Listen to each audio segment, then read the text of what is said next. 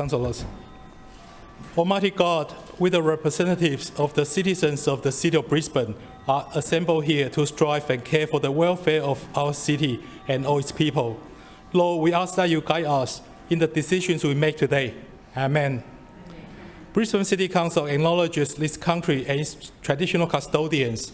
We acknowledge and respect the spiritual relationship between traditional custodians and this country, which has inspired language, songs, dances, lore, and dreaming stories over many thousands of years. We pay our respects to the elders, those who have passed into the dreaming, those here today, those of tomorrow.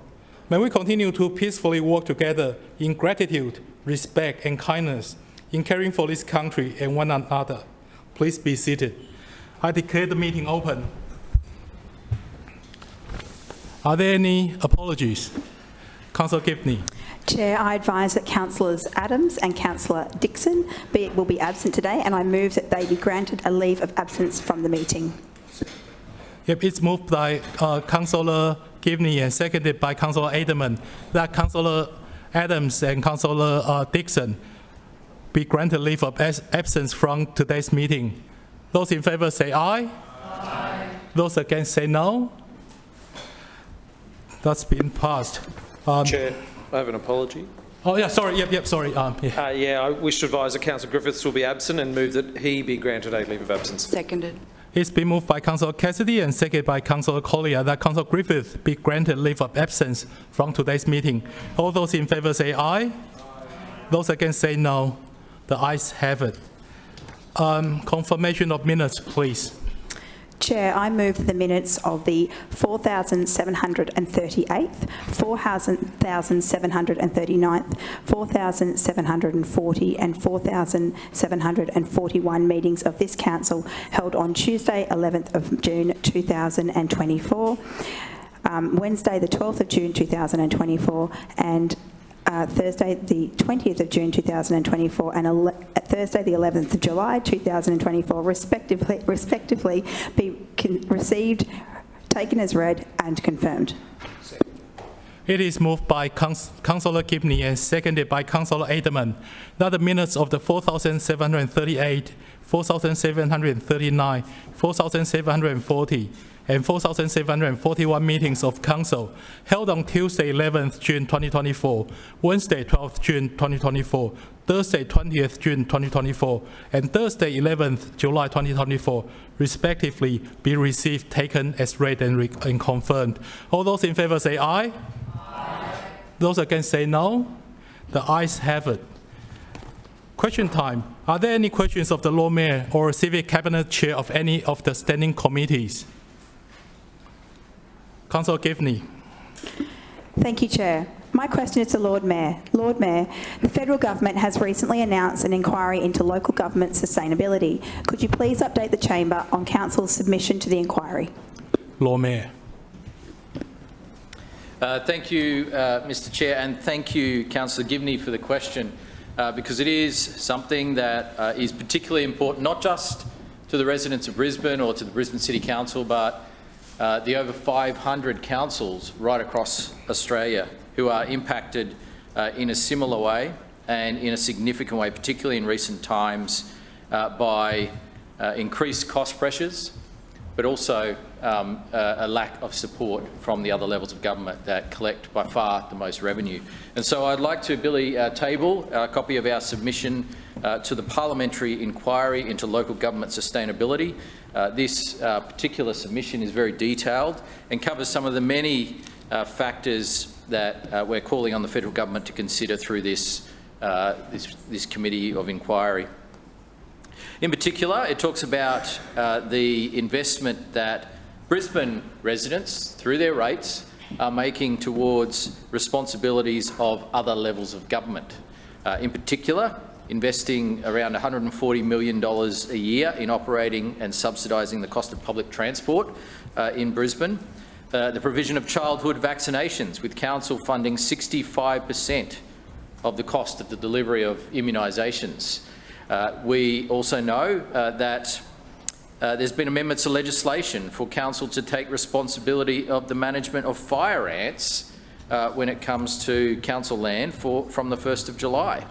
Once again, something that the state always said that they were responsible for. The state said they would eradicate fire ants, and they seem to have dropped the ball, given up and handed over to local councils with no funding support whatsoever. We also know that the emergency management levy, which is included on the rates notice, so it's a state levy included on council rates notices, and the money goes to the state, has only increased by 10% since 2005, yet inflation has been over 60% in that same period.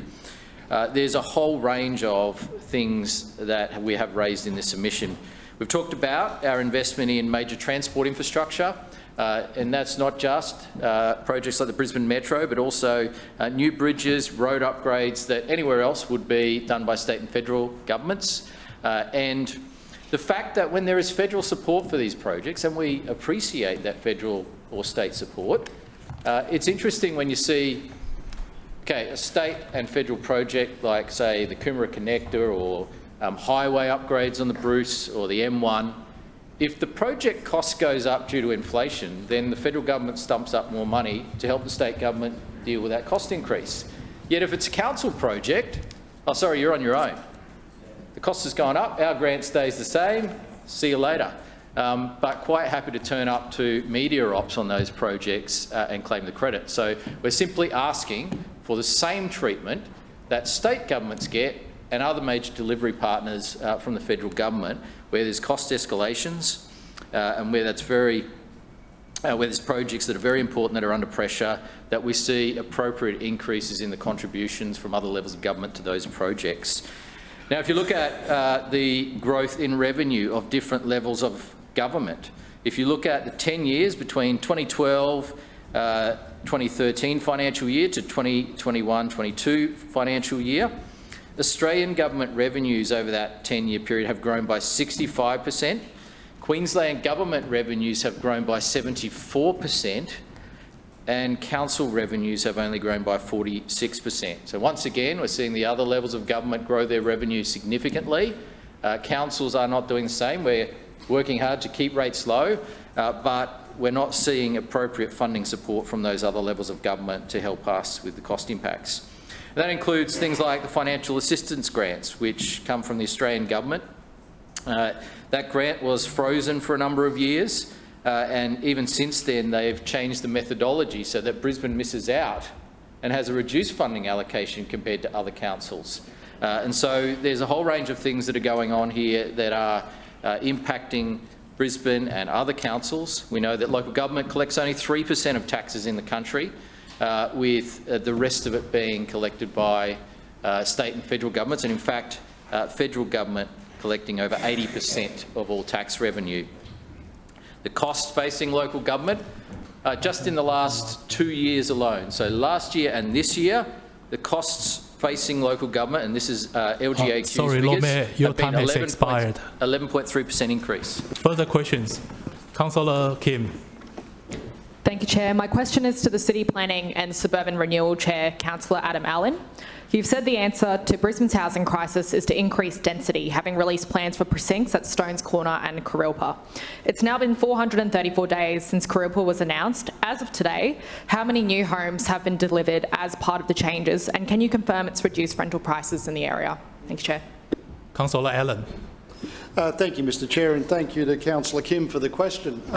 In the context of Kurilpa in particular, that is still a matter that we are working with the state government on. We have a condition on the Kurilpa TLPI that we are negotiating with them in order to provide better clarity around what is to be proposed there at individual development sites. What I can say is we are getting applications through. You have to remember that the Kurilpa TLPI is a relatively new initiative.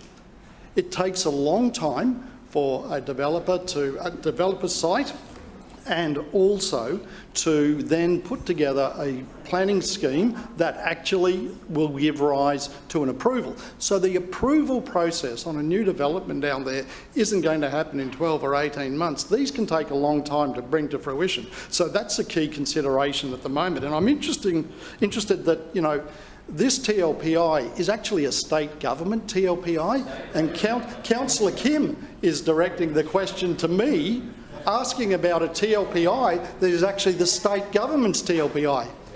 And so we are very, very keen to see additional housing delivered down there, but the reality is that... Councillor Allen has the floor. Look, they don't want to hear the answer, do they? The truth is hard to bear. But I think that if Councillor Kim waits just a little while, she will start to see more applications coming in that location. As I said, they're already coming in and the approvals will flow from this particular precinct. But I do think that the time frame that we've had in order to see those applications come through is extremely limited. As I said, it takes a long time to put together an application, not only to work with their planners and their architects to put together a project that works, but also then to obviously bring it through the state and the local government for approval. So I think that in this particular instance, Councillor Kim just needs to wait and let things run their course. Thank you. Further questions? Councillor Dixon. Sorry, Councillor Perry. Benita Perry. My question is to the Chair of the Finance and City Governance Committee, Councillor Cunningham. Councillor Cunningham, following the 2022 flood event, we saw a haphazard approach to disaster recovery funding from the state and federal governments. Can you please update the Chamber on the increasing cost of disaster recovery now being borne by Brisbane ratepayers? Councillor Cunningham. Thanks, Mr Chair, and thank you to Councillor Parry for the question. The 2022 floods were indeed a devastating event for our community. It affected families on many levels. It devastated many community clubs, and of course, it also had a big impact on the council infrastructure critical to keeping Brisbane moving. Council mobilised a significant operation to clear our streets, make our roads and bikeways safe, and to restore key assets. The state and federal disaster recovery funding arrangements are there to support the fast and safe recovery of our communities. And while much of our immediate recovery works were funded by the QRA, Council has still been left with a large financial burden, and one which has sharply increased since the previous event in 2011. The 2011 and 22 floods in Brisbane resulted in similar total damage costs to our city, both in the hundreds of millions. Both of these were very significant events. However, the proportion of this impact that had to be paid by Council was very different in 2011 than it was for 2022. In 2011, Council was required to contribute just over 33% of rebuilding and recovery costs. In the 2022 event, Council's contribution has almost doubled to more than 65%. The approach to roads funding highlights this particularly clearly, Mr Chair. Over 2,700 Brisbane streets experienced flooding in 2022. The estimated damage to Council's roads amounted to $54 million. Based on the guidelines, we submitted $27 million in claims to the QRA for sections of 71 streets that were 100% inundated by flood waters. However, of that $27 million, only $500,000 has been approved. This compared to $40 million in funding for roads in 2011. Similar challenges were encountered in the cleaning of stormwater drains. Council bears the responsibility of ensuring the functioning of the drainage network post-major floods to mitigate risks of further damage in the event of another rainfall event. In 2022, the estimated damage to Council's drainage system was $52 million, with $20 million submitted to the QRA. But, Mr Chair, only $5 million was approved. This compares to $20 million for drainage in 2011. This, plain and simple, is cost shifting and Brisbane ratepayers are paying the price. With weather events becoming more frequent and more severe, this is a big challenge which threatens the financial sustainability of all councils right across Queensland. Increased resilience in local government-owned infrastructure is vital to minimising impacts on our local communities and, of course, supporting a swift recovery. In recent years, collectively, there has been a push to do more than just recover, though, Mr Chair. Build Back Better was the catch cry of every politician with a microphone after the 2022 floods. But sadly, the approach to funding from the state and federal governments has not matched this rhetoric. In 2022, $170 million was made available across the entire state for betterment, with funding capped at $5 million for any single project. This low cap for betterment funding means that many assets can only be constructed back to their same vulnerable condition. Given the significant scale of natural disasters right across Queensland in that year, $170 million didn't go far at all. And since then, Brisbane has not been eligible for any further betterment funding.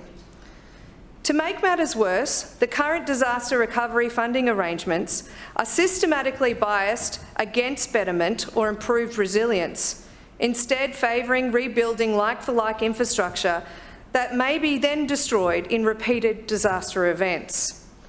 Funding for assets to be built back better should be a core criteria of disaster recovery funding.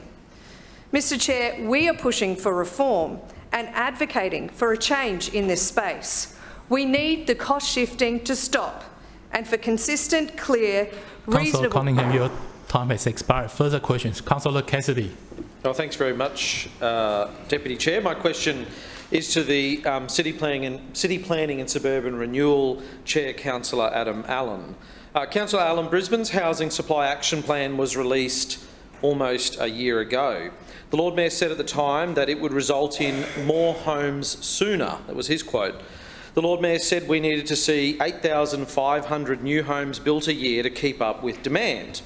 In this plan, sites are identified to accommodate more density, to increase supply and to stop development sprawl into the suburbs of Brisbane. But to date, most of that work remains unfinished. Why is your LNP council going so slow on the planning changes you announced a year ago? Councillor Allen. Oh, thank you, Mr Chair, and thank you to Councillor Cassidy for the question. And I would say that we have progressed a significant number of initiatives that were in that Housing Supply Action Plan. Specifically, we've brought in a range of incentives to support the industry. We've also continuing to progress our suburban renewal opportunities. We're also in the process of looking to reduce the car parking ratios in selected locations around the city to make it more cost efficient to build. And so we are pursuing and pushing ahead with all of those initiatives, and a number of them have already been progressed. What I would say to Councillor Cassidy is that we have a laser focus on what we can do to deliver housing in this city. We are the fastest growing capital city in the country. We have, at this stage, 9 years' worth of supply where applications have been approved to build homes, and we are continuing to approve DAs every single week. And in fact, in committee this morning, we had a presentation which Councillor Cassidy was privy to, where we outlined a subdivision out in Brisbane Downs. So we are continuing to add to the supply of latent stock around the city. We're continuing to incentivise the development of 1, 2 bedroom homes and studios. We're continuing to incentivise build to rent, and as I mentioned, we're going to look to reduce car parking ratios in certain locations. We are pursuing the precinct planning work. We've got a submission that came through Council in the last session where we're looking to do a precinct plan in Stones Corner. We've been working with the state government to develop a much more streamlined approval process for that precinct plan, and just recently we've received a Chief Executive notice from the state outlining how that process is going to work. So all of these things are moving ahead, but it's all well and good for us to provide latent supply. The real problem here is getting homes constructed. And unless Councillor Cassidy's been living under a rock for the last 3 or 4 weeks and not reading the newspapers, everybody knows what's ailing the construction industry in this city and across the country. So, first of all, we've got the state government's Big Build program, which is limiting capacity to build homes. And why is that happening? Because the state sat on their backside for 10 years and haven't built the schools and hospitals in Queensland that were needed, and now they're coming up to an election and they're quickly trying to build these things, and that is taking capacity out of the home building market. On top of that, they've got the BIPIC program, which is adding costs. It's adding costs not only to the big build projects, it's adding costs right throughout the industry. Pick up the papers, read them. The industry is telling us that these kind of things are impacting the cost to build, and that impacts the ability to build homes in Brisbane. And then, of course, on top of all of this, we've got the CFMEU, who are driving up the costs of building in this city. Now, I speak to the development industry, I speak to the building industry, I speak to the planners. This is not a secret to them. The state government has conveniently ignored this for years, but it's come home to roost now. So it's really, really quite ironic that one of Councillor Cassidy's backers, one of their backers, is the reason that homes aren't being built in Brisbane. So it's quite audacious to come in here and pose a question to me when he knows the answer.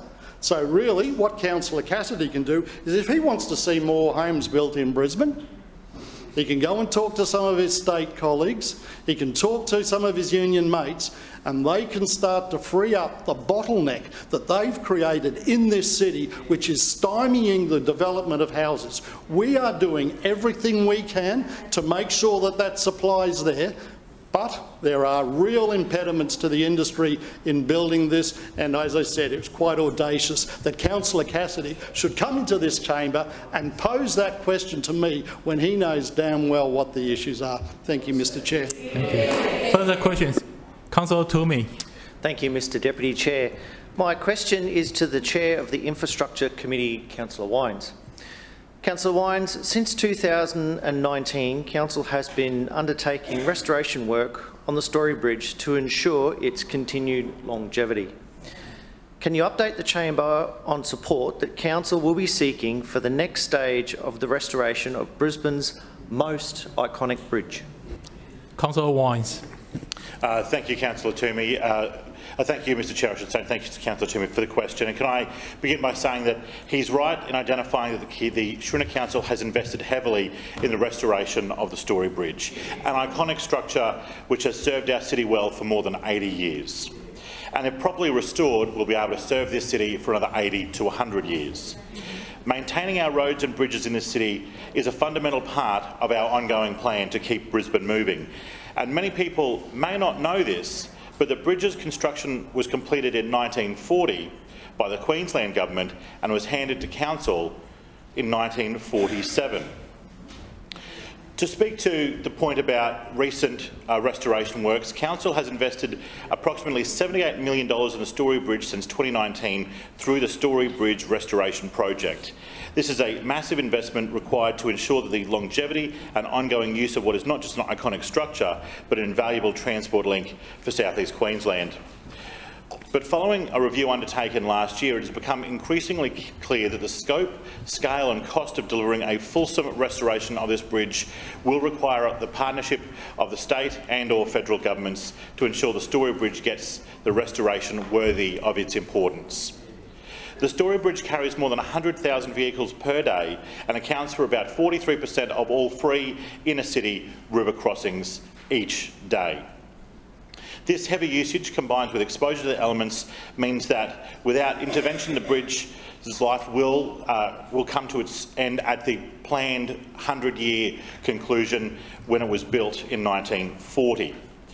A comprehensive restoration program that addresses issues such as corrosion, applies protective coatings and replaces aged steel and footpaths is needed to extend the Story Bridge's serviceable lifespan for another century.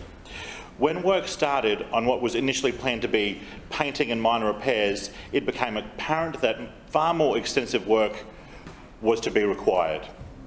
Of the $78 million which has already been invested since the Story Bridge project began, works have included stripping back the old paint, applying new protective coatings to steel and extensive concrete and steel repairs, and the work has been completed largely below the road decking in the Kangaroo Point area.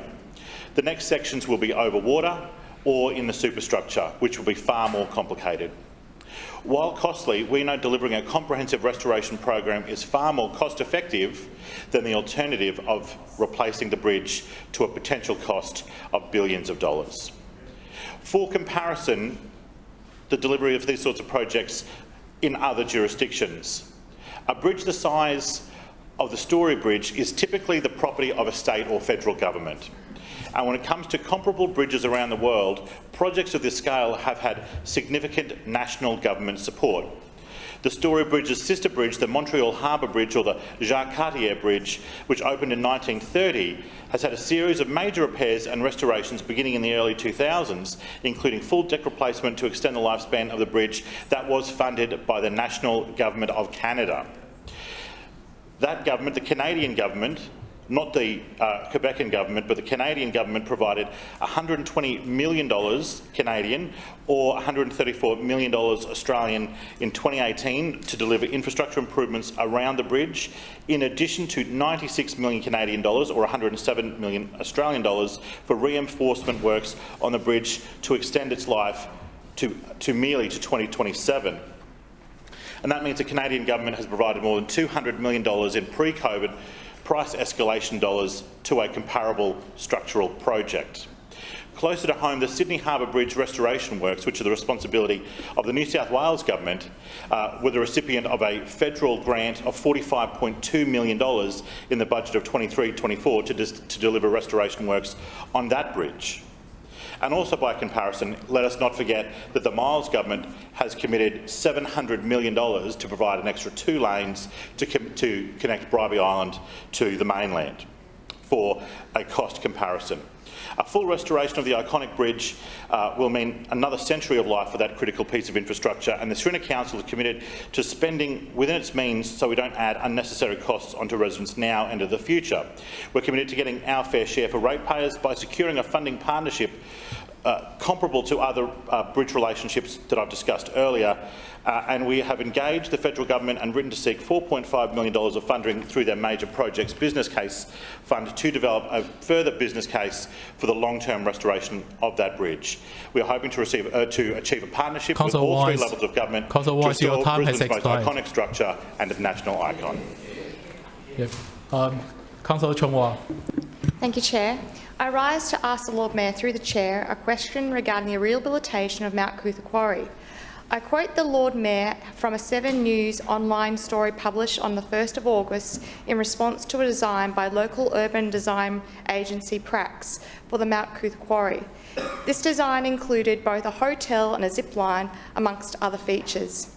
The Lord Mayor said in a response to the Prax design, "We've had some amazing suggestions, but the ones we get excited about are the ones that create new tourist attractions and things for people to do, and also have a way of creating private input into the investment." In both the Courier Mail and 7 News, the Lord Mayor's most common refrain was what a rehabilitated quarry site could be for tourists, for tourism and tourist attractions. This suggests that the Lord Mayor has a vision for Mount Cootha that is primarily for tourists and tourism, with little regard to the local community and the residents of Brisbane. Does the Lord Mayor now support the privatisation and commercialisation of a rehabilitated quarry, including a hotel and zip line, or will the Lord Mayor commit to keeping the quarry site as 100% public space? Lord Mayor. What an extraordinary but predictable question. I like how there's this suggestion that we need to keep it as public space. It's a hole in the ground, which has big trucks and blasting that happens there. Big trucks coming in and out. No members of the public are allowed in there, and they haven't been for decades. The reality is this is classic Greens. I think the best example of this is what happened with Victoria Park. Remember when I first announced the Victoria Park vision, they said, you stole our plan. That was our plan. And then they spent every year since opposing our plan. And the plan that is supported by the community for Victoria Park, guess what? The local Green activists don't support it. They don't support it. So I can predict safely now that whatever is proposed at Mount Cootha Quarry, the Greens will not support, because it's in their DNA to oppose. It's not in their DNA to actually do anything. They just are a party of opposition. They're a party of protest. They are a party of opposing good plans. And so I'm not going to listen to Green activists when it comes to the future of the quarry, because, I mean, what do they want? They want us to lock the gate? Point of order, Chair. Just lock the gate? Point of order against you, Councillor Massey. The question that Councillor Chongwar asked was, does the Lord Mayor support 100-ly public land, open space, or does the Lord Mayor support commercialisation of the quarry? The Lord Mayor has 5 minutes to that answer. So at the moment, the quarry is a commercial operation, and so it's a bit like the golf course at Victoria Park. It was fully commercialised. We've decommercialised it and opened it up to the public, and they oppose it. And so it's a fully commercialised operation at the moment. No members of the public can go in there, and they want to protect what's there. It's rock. It's a hole in the ground. We have a vision that this could be an amazing, amazing attraction for Brisbane residents and for visitors to the city. And so we know what the Greens want. They want to lock the gate. They don't want anyone benefiting from it. They just want to oppose whatever is put forward. No matter how good, no matter how green, no matter how spectacular, they will oppose it. And so, look, at least we know where they stand. But I want to know where the people of Brisbane stand. We know where the Green activists stand. Where do the people of Brisbane stand on this?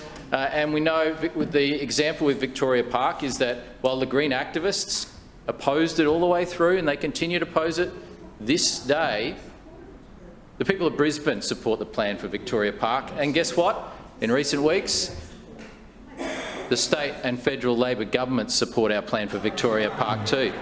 And so we're simply saying, have your say on the future of Mount Cootha. And that doesn't mean just Green activists having their say. It means everyone having their say. And look, if there's going to be something spectacular happen at Mount Cootha, I wonder what the Labor-Green coalition of chaos would say if we diverted public resources from other parts of Brisbane to build a multi-billion-dollar facility in the quarry. I wonder what they would say. Do you think they would be for that or against it? They would oppose it. And so, well, who's going to pay for it? Who's going to pay for these wonderful plans for the quarry? There needs to be some kind of income source. There needs to be some kind of private investment. And they're going, ooh, just like there was at South Bank, just like there was at Howard Smith Wharves, just like we've seen time and time again where great precincts have been created, just like there was at Roma Street Parklands, where the funding of the parklands was created by the construction of new homes nearby at Roma Street. So, while this may be an outrageous idea to Green activists, this is how things actually happen, which become some of the city's most attractive assets for people to use and benefit from. This is called a public-private partnership. This is called how you get a vision for the future without dipping further into ratepayers' pockets, without putting the city at risk, but actually using the investment opportunities that could be there for something like this to turn a fully commercialised asset into a partially commercialised asset that provides a great community benefit. And so I'm really excited to see what comes out of this process. But look, I do appreciate Councillor Chongwar is going to be against whatever happens there. I do appreciate that she is spreading mistruths in the community about when the quarry will close down. But look, the reality is we're going to later on this year release some options for people to consider, and we're looking forward to everyone having their say. Further questions? Councillor Edelman. Yeah, thank you, Chair. My question is for the Chair of City Standards, Councillor Hunt. We know that this administration continues to provide affordable and sustainable solutions for Brisbane's waste. Can you please update the Chamber on the increasing financial impact of the Queensland Government's waste disposal levy? Councillor Hutton. Thank you, Chair, and I would like to thank Councillor Adamant for the question. As the Deputy Chair of City Standards, you know very well that the increasing financial impact of the state Labor government's waste disposal levy, or bin tax, is having an impact on our residents. The Shriner Council is doing everything we can to keep costs low for Brisbane residents. We know that Brisbane often misses out on support from the state and federal government in terms of funding, and on top of that, we are then subject to the taxes imposed by various legislation. Chair, the Labor state government promised that its waste levy wouldn't impact residents, but that hasn't been the case. In an attempt to mitigate the impact on residents, the state government committed to provide annual payments to local government, but there's still a gap. And Chair, that gap continues to grow year after year. To counteract this, we're making it easier for residents to reduce waste and avoid these additional costs. At the end of last year, we launched our landmark Towards Zero Waste strategy, featuring enhanced rebates, expanded household collection services, and increased public recycling locations to help residents become more sustainable. For those who have not heard of the Labor state government's waste disposal levy before, it is a tax that was introduced in 2019 and applies to every single tonne of red top bin waste that ends up in landfill. The waste levy was introduced to deter the trucking of waste from interstate, where there was a levy charged. So we had a situation where it was more cost-effective to transport waste from Sydney to Brisbane to bypass the New South Wales levy. While we support the measures to deter such practices, we must ensure that the costs do not fall unfairly on the ratepayers of Brisbane. At the time, Minister Enoch assured residents, "We are sticking by our commitment that ratepayers will not have to pay more to put their wheelie bins out or to take a load of rubbish to the tip because of the waste levy." However, Mr Chair, it seems to be unclear who the state expected to bear this impact, as our residents continue to shoulder the costs and the burden continues to grow. This year alone, residents are paying $115 per tonne of the waste they generate, and the gap will be $17.25. Next year, the levy will increase to $125 per tonne, with a gap of $37.50. And in 26-27, it will rise to $135 per tonne, with a gap, wait for it, of $54. This year alone, $7.1 million worth of ratepayer funds will go directly to the state's coffers. Despite these challenges, our Towards Zero Waste strategy is making strides. We are increasing rebates, expanding collection services, and boosting public recycling locations while maintaining weekly red top bin collections. Yes, Mr Chair, it is this side of the chamber that is committed to keeping the weekly red top bin collection. The state Labor government said that their bin tax won't cost residents a cent, but we now see their lack of action to protect them from the gap. And while this money is going straight to the state coffers, the question we should be asking is, how is this money being invested? We recognise that the waste industry requires substantial investment to build the necessary infrastructure for processing recycled materials. However, the state government is missing in action when it comes to supporting these crucial initiatives. In light of these facts, it is clear that the Labor state government's waste disposal levy is a significant burden on the Brisbane residents, contrary to its original promise. This levy, which now accounts to an estimated $338 million over the next decade places an undue strain on households. Chair, we are doing all that we can to shield our residents from this tax, and it's all hands on deck when it comes to reducing the amount of waste going to landfill.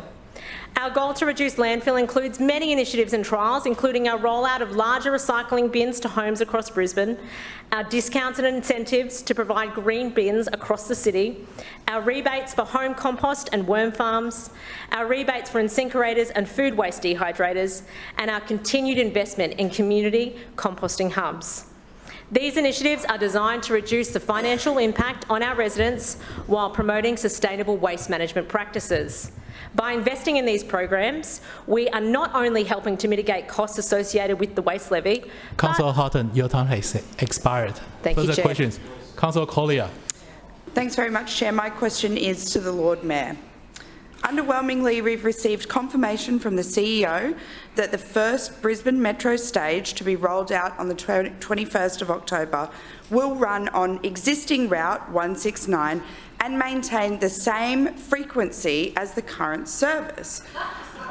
Will you now finally admit that this is just another bus, now with less seating, running on a standard timetable for Brisbane? Lord Mayor. I wonder when the Labor opposition will finally admit that they've gotten it wrong on Brisbane Metro.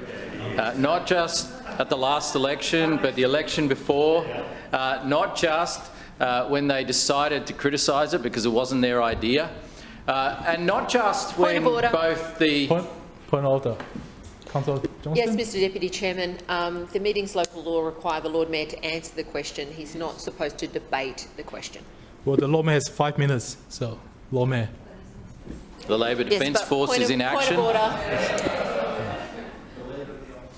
Yes, Councillor Johnston. You don't want to deal with those interjections? Oh, well, there are noises from both sides, so... I'm not the leader of the opposition. Well, You don't want to deal with those interjections from the Lord Mayor? no, sorry, I didn't hear that, so... Yeah, Lord Mayor, please continue. No, well... Thank you, Mr Chair. I'm sorry, I've stood on a point of order. Yes, I deal with that and made my ruling. You haven't asked my point of order. You raised about that question, and No, I just stood up to speak, Mr Deputy Chair, and there was a lot of interjection, and I thought you might like to deal with that. I thought you were talking about the interjection. No. All right, no. yeah, please go ahead. Yes. I'm seeking a ruling on whether or not the Lord Mayor is debating the question, which is in contravention of the meeting's local law. I appreciate he has 5 minutes, but that was not the point of order that I raised. Yeah, it was only less than half a minute when the Lord Mayor started to answer, so please allow the Lord Mayor to finish his answer. Lord Mayor. Yeah, I think I was literally a matter of seconds into the answer, and the Labor Defence Force jumped up to their defence. Look, I have to say, so it's not enough that Labor councillors have opposed Metro over all these years, but right now, after they've lost a couple of elections opposing Metro, and then the icing on the cake being that both the state Labor government and the federal Labor government support Brisbane Metro, and they're still criticising, it's quite extraordinary. And so, look, I don't know what I can say to change their mind, but the reality is we don't need to change the people of Brisbane's mind on Brisbane Metro because people are excited about it coming. And I can tell you who else is excited. Stephen Miles and Bart Mellish. There's, he was doing chin-ups on the Metro vehicle, and there's a lot of excitement out there in the community about Metro services starting. Now, they're starting from mid to late October. We put the line in the sand of the 21st of October for 169 services to be replaced, and it's funny because there's a little bit of basic math missing here. And so they're like, oh, it's just replacing one vehicle with another. It's replacing what is currently articulated buses on that route in the main with a much larger, higher capacity vehicle with the ability to run, as we gear up, services every 5 minutes to every 3 minutes as we progressively gear up the... Mr Chair, as we progressively gear up to full capacity. And so the Labor Party thinks that better public transport is a joke. Point of order, Chair. Point of order. Chair, I think the Lord Mayor's mentioned the word Labor about 15 times in less than 2 minutes, but on relevance, will he actually answer the question? Will you finally admit that this is just another bus with less seating running on a standard timetable, Lord Mayor? Look, it's not the time for the debate. Lord Mayor has the floor. This is extraordinary. Look. Order. Order. Lord Mayor has the floor. Look, like I said, I don't think there's anything that I could say to convince the Labor opposition to support Brisbane Metro. But we've convinced the state government to support it, and we've convinced the federal government to support it. Not just one federal government, but 2 different federal governments from both sides of politics. And that's in addition to convincing Infrastructure Australia to support it, and the RACQ, Engineers Australia, and pretty much everyone else. So, you know, according to Councillor Cassidy and Councillor Collier, they're all wrong, and it's just a bus. Well, I'm excited about this fully electric turn up and go bus service. Bus rapid transit, mass transit for Brisbane is an exciting thing for our city. And, you know, look, they don't have to be excited, Mr Chair, but we are. The people of Brisbane are, the state government is, the federal government is, the RACQ is, Engineers Australia are, and I have to say, look, even Councillor Cassidy is welcome to come on those first services when you know, Metro starts operating, and maybe then he will finally change his mind. Maybe he will drop his opposition to Brisbane Metro. I don't know. I predict that one day he will be asking for Metro services to his ward one day. I think one day he will be asking. He'll flip the switch and he'll be asking that. But in the end, I think it's one of those services that will speak for itself, and when people experience it, they will want more of it. They will want more services to more places more often, and in the contrary, we've had Labor suggesting that somehow we've ordered too many Metro vehicles. We've just heard the interjection. Councillor Collier said we have. I'll put that on the record. Councillor Collier thinks we've ordered too many Metro vehicles, and it is just quite extraordinary that the Labor opposition can continue to oppose the most revolutionary public transport project that this city has ever seen, the most game-changing project that this city has ever seen. That ends the question time. So, Lord Mayor, Establishment and Coordination Committee recommendations.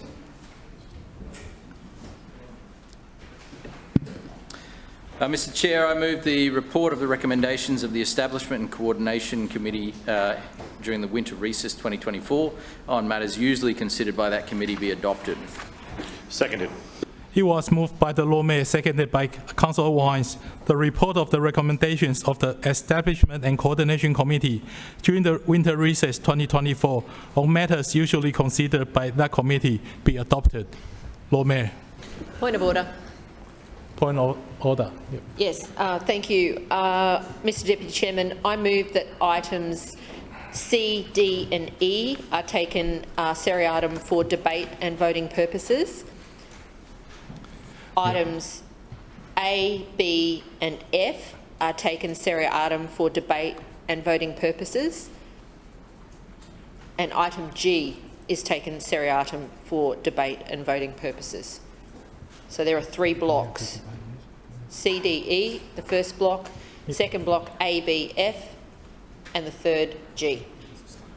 Yep.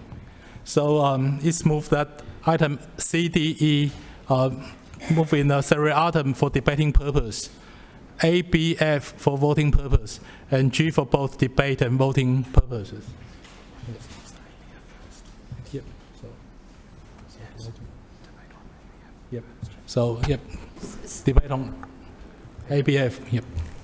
Sorry, point of order. Just to be clear, all for debate and voting seriatim. Thank you. Yep. Yep, and now we are going to debate on ABF. Yep. Lord Mayor.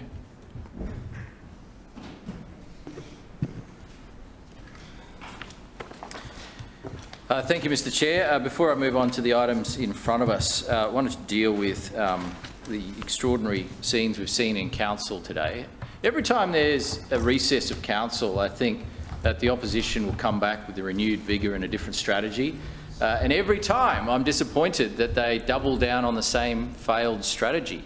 But what we've seen, though, is something that's quite new that has, it's quite alarming because I think reading into their actions, they think that the state Labor government is going to lose the election. It's quite obvious because in recent times we have seen the Leader of the Opposition and the opposition councillors disagreeing quite openly with their own Premier.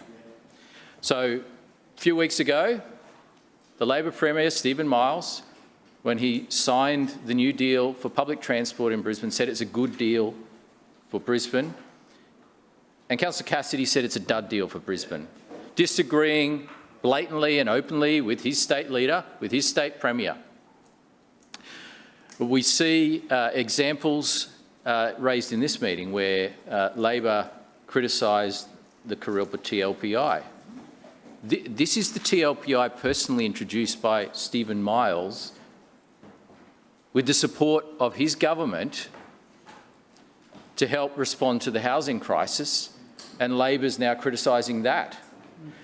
We've seen the state and federal Labor governments on board with Brisbane Metro and Labor councillors continuing to criticise and attack Brisbane Metro. And so this is quite an extraordinary difference of strategy and approach, because in the past, whatever they might think on something, they would always fall into line with their state Labor colleagues. We've seen that time and time again where they would never criticise their state Labor colleagues, and now Premier Stephen Miles calls it a good deal for Brisbane. Councillor Cassidy calls it a dud. Premier Stephen Miles brings in a TLPI to support new housing supply in Kurilpa. The Labor councillors criticise that. Premier Stephen Miles and the Labor Party support Brisbane Metro, and they're excited about the opportunity to start running services in October, and the Labor councillors criticise that and call it just a bus. And so this is really quite interesting, and I can only assume that they have given up at the state level. Councillor Collier calling out across the chamber is unsuitable meeting conduct. Please stop calling out. Thank you, Madam Chair. Well, Councillor Collier is asking me a question, but we've just been through question time and she didn't ask that question. And time again, Labor councillors ask other councillors questions and not me. There was plenty of opportunity to ask that question. Councillor Collier, I'm cautioning you again. But they didn't. And so this is called muddying the waters, Madam Chair. That's exactly what it's called. But I really am quite surprised by their strategy in attacking the things that their own state Labor government and federal Labor government support.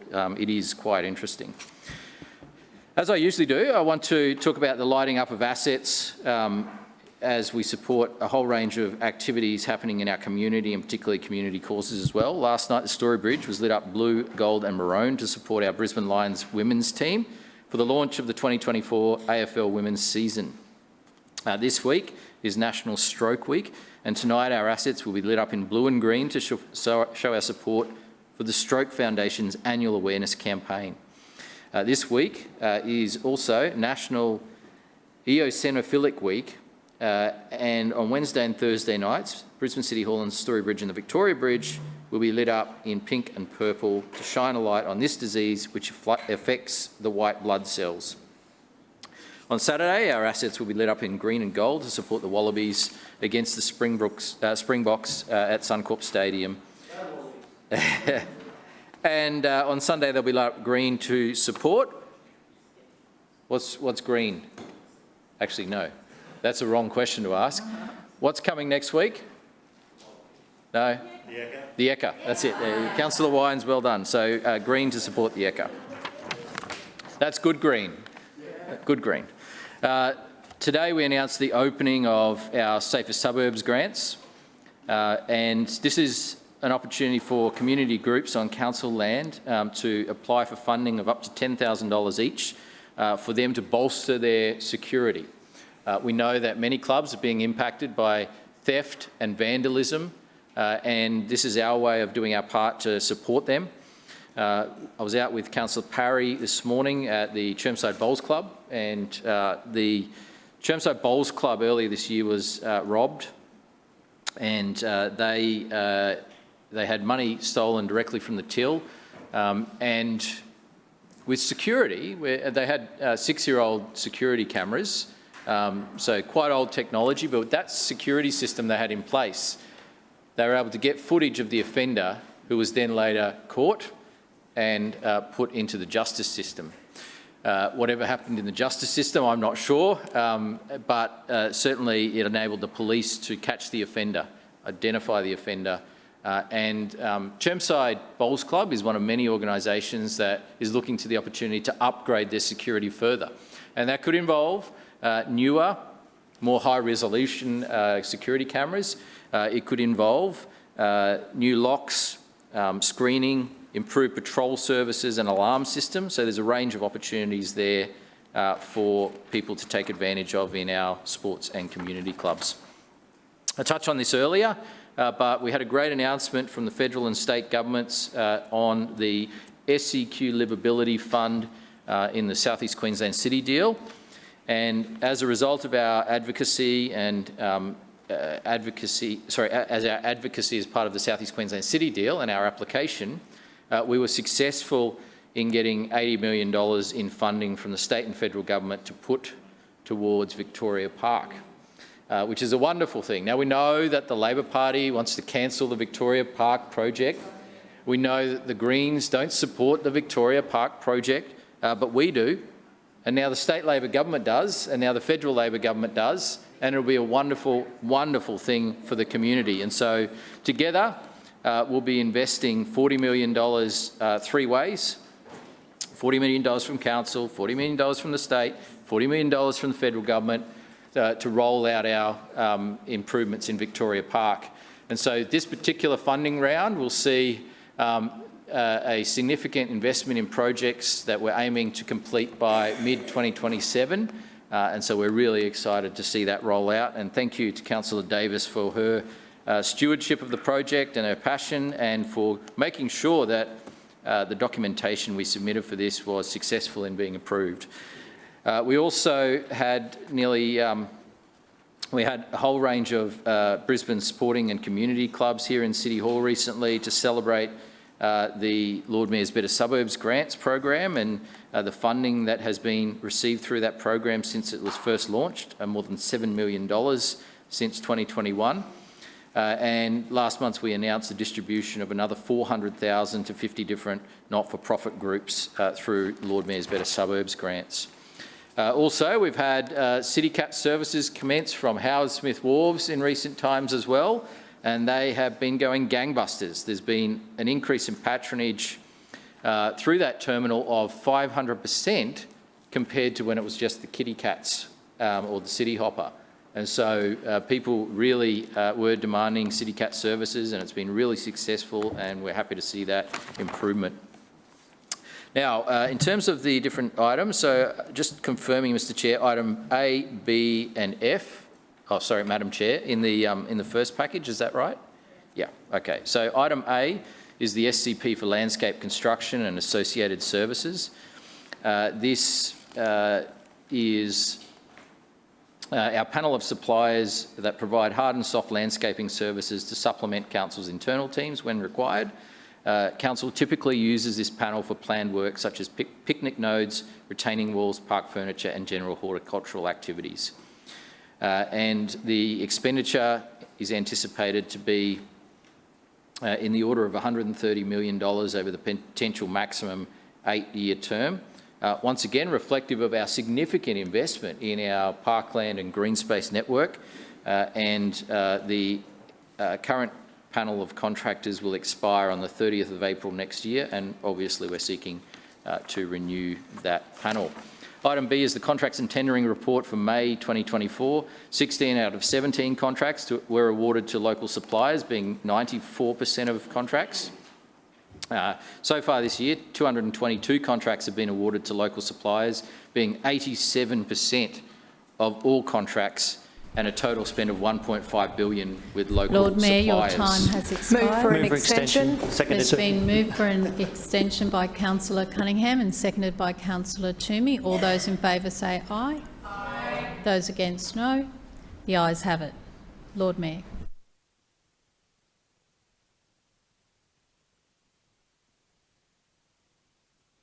Lord Mayor, can you put your microphone on? Thank you. Thank you. We've awarded $1.5 billion worth of projects with local suppliers so far, and that's in line or exceeding our commitment to award 80% of all contracts to local suppliers. Contracts include pipe relining in Manning Street in Milton. It's a stormwater drainage program.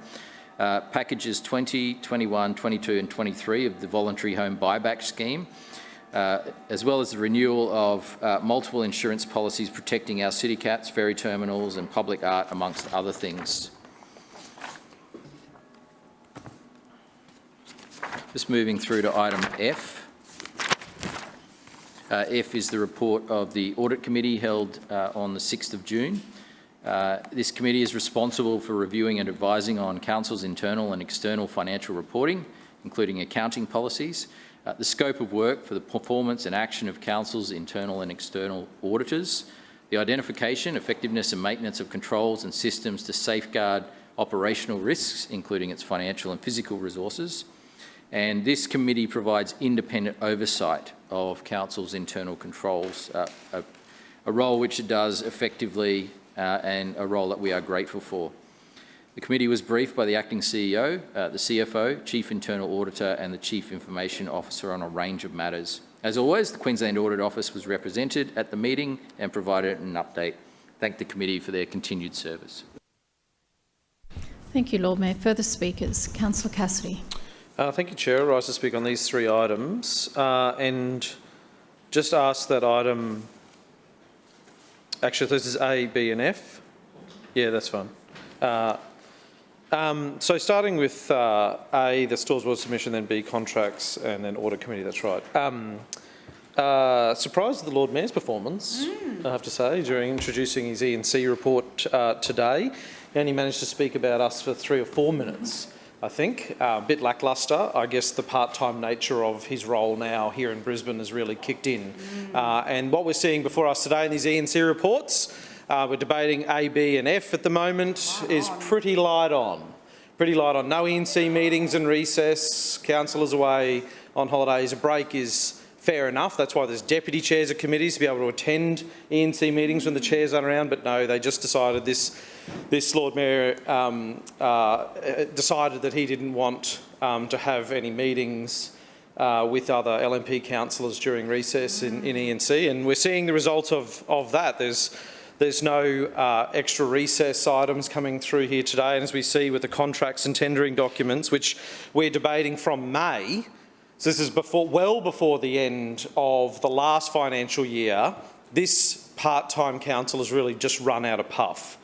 When it comes to Clause A, the contracting plan for landscape construction and associated services, I think most people would agree that live in Brisbane, one of the great things about the lifestyle nature and the outdoor nature of Brisbane and the amount of green space and parks that we do have and people value is critical. And it's critical that council performs its basic duty in maintaining those areas. So we certainly welcome on this side work in that space, in the landscape construction and associated services space across the city. However, given this is ongoing work, we know what projects are coming up. We know what parks need maintenance. We know what green spaces need maintenance. You see, even though there's not enough money put into the budget each year for waterway maintenance, for instance, that happen in our wards, Councillor Landers in Brackenridge Ward and Deagonville, we know that it's there, right? The Lord Mayor allocates the $20,000 or $30,000 a year for each of those projects. We know that work occurs each and every year.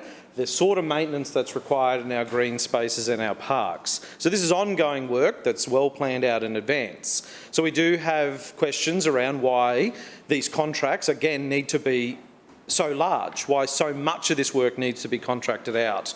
The papers before us today say that this work can be done in-house by council workers if the political leadership of this council decided to do so, and even decided to do the work of the comparison between what kind of outcome we would get from having secure in-house jobs here in council that are nimble and able to be deployed where we need them, when we need them, or contract this work out to the private enterprise with certain set KPIs which largely don't meet the expectations of the renters and ratepayers of Brisbane. So we know that this can occur in-house, but what we also know is that the ideological position of this LNP mayor and his regime here in council is that they don't like in-house work. They've made that very clear. And it's an increasing trend we see in these contracts. We know that council can't now respond proactively when we have a natural disaster. We heard Councillor Cunningham talk about that response, that dreadful response that this LNP council had in the 2022 flood disaster. We know because there weren't enough staff on hand to do that. The staff that would ordinarily have been on hand in the past were now contractors that couldn't be called on at short notice to be able to perform that work. We know as local councillors, tree trimming jobs, for instance, a 90-day KPI, which is often exceeded. That doesn't meet the expectations of the ratepayers and renters of Brisbane. So it's no wonder we're not seeing work done efficiently across Brisbane. We see that with broken footpaths, with damaged playgrounds, other repair items remaining outstanding. And what we also know is that this, we don't just say this is an increase.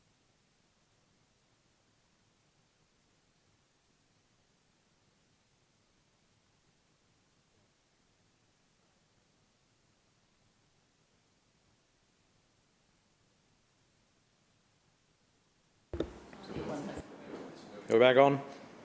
So, over the last 4 years, $200 million has been spent on consultants, external providers, contractors to council doing basic ongoing work, and $400 million has been spent on labour hire workers performing ongoing work. That can't be good for, I mean, it's great for people who own these businesses. Obviously, they're making a significant profit out of it. Part of the economy, sure, but is it great value for money for those people that otherwise would have a secure and stable job? Is it great value for money for the people of Brisbane? We don't know. We say it would be having an in-house workforce. The LNP say it wouldn't. They like a contracted out workforce. But this Lord Mayor and his LNP Civic Cabinet are the ones that have the ability to do the numbers on that. They can make that assessment, and they continue to refuse to do that because of their ideological position of contracting work out. So that's 20% of council's ongoing funding for ongoing work now is going into external contracts, and the growing nature of contracts like this one before us today is going to add to that. So it's pretty clear. Pretty clear through this contract that this LNP council is not interested in protecting internal staff positions and secure jobs. Instead, they're spending millions to outsource this as part of their plan. So the renters and ratepayers ultimately will pay more. They'll pay more because we have to pay not only for these contracts, but then for contract management, which inevitably becomes external contract management. More contractors brought into council to manage external contracts. So they're paying more, but they're getting less in the suburbs. KPIs are blowing out, jobs are left by the wayside. So they're not good deals for the people of Brisbane. And they're certainly in the short term. I understand why the Lord Mayor and Councillor Cunningham like to shuffle numbers around and change the way budgets are presented and where things show up, because on their watch Brisbane is going broke. We understand that they want to do that, but in the long term, for the next generation of people who want to work here, who want to live here, who want to enjoy our amazing spaces, it's going to be bad news for them. On contracts and tendering, Clause B, as I said just before, very surprised at the lack of contracts the council's entered into as of May. You would have expected to see a lot of evidence of the work that the Lord Mayor and his part-time council would have done over recess. We would have had some contracts and tendering reports from June and July coming through to council. Surely, no, not when you find out that E&C didn't meet during the council recess. So how is it in August, councillors aren't privy to the contracts and the work that is being entered into using the money of the ratepayers and renters of Brisbane since May? We've been critical, just have a minute ago, of the level of contracting out versus the level of in-house service delivery, but we would at least like to know what things are being contracted out in a timely manner. Now, what's in this contract and tendering report before us today outlines 2 projects and some other service delivery things around insurance providers and other stuff that council's doing, but 2 projects.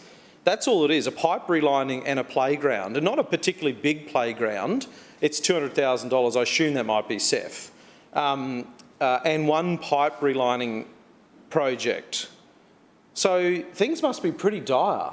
Things must be very dire in council if this administration can only manage to carry out 2 projects in the month of May at the end of the last financial year. We know things were dire. We saw the Lord Mayor cut $400 million from expenditure, then pretend it never really happened. But the evidence continues to roll out to show that people are definitely paying more in their rates but getting less, given in the month of May only 2 contracts were entered into to deliver projects. Of all the playgrounds that are broken and busted and closed off, of all of the pipes that need to be relined, need to be replaced, need to be upgraded, need to be built, just 1 in the month of May this year. Just 1. Councillor Collier, our playground's been shut for an entire year. And in the contracts and tendering report, there's just 1 contract for a new playground. That's not good value for money for the people of Brisbane. On the Audit Committee report, we remain concerned about how these discussions and decisions are presented to councillors who are ultimately responsible for good governance here in Brisbane. The purpose of the committee is to ensure that council is operating in a regulated way, so it must provide adequate and transparent advice to councillors.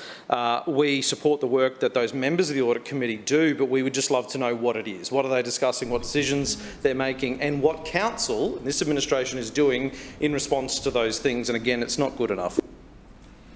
Further speakers. Councillor Hutton. Thank you, Chair. I rise to speak in support of item A, the significant contract plan seeking approval for a public tender to establish a panel of suppliers for landscape, construction and associated services.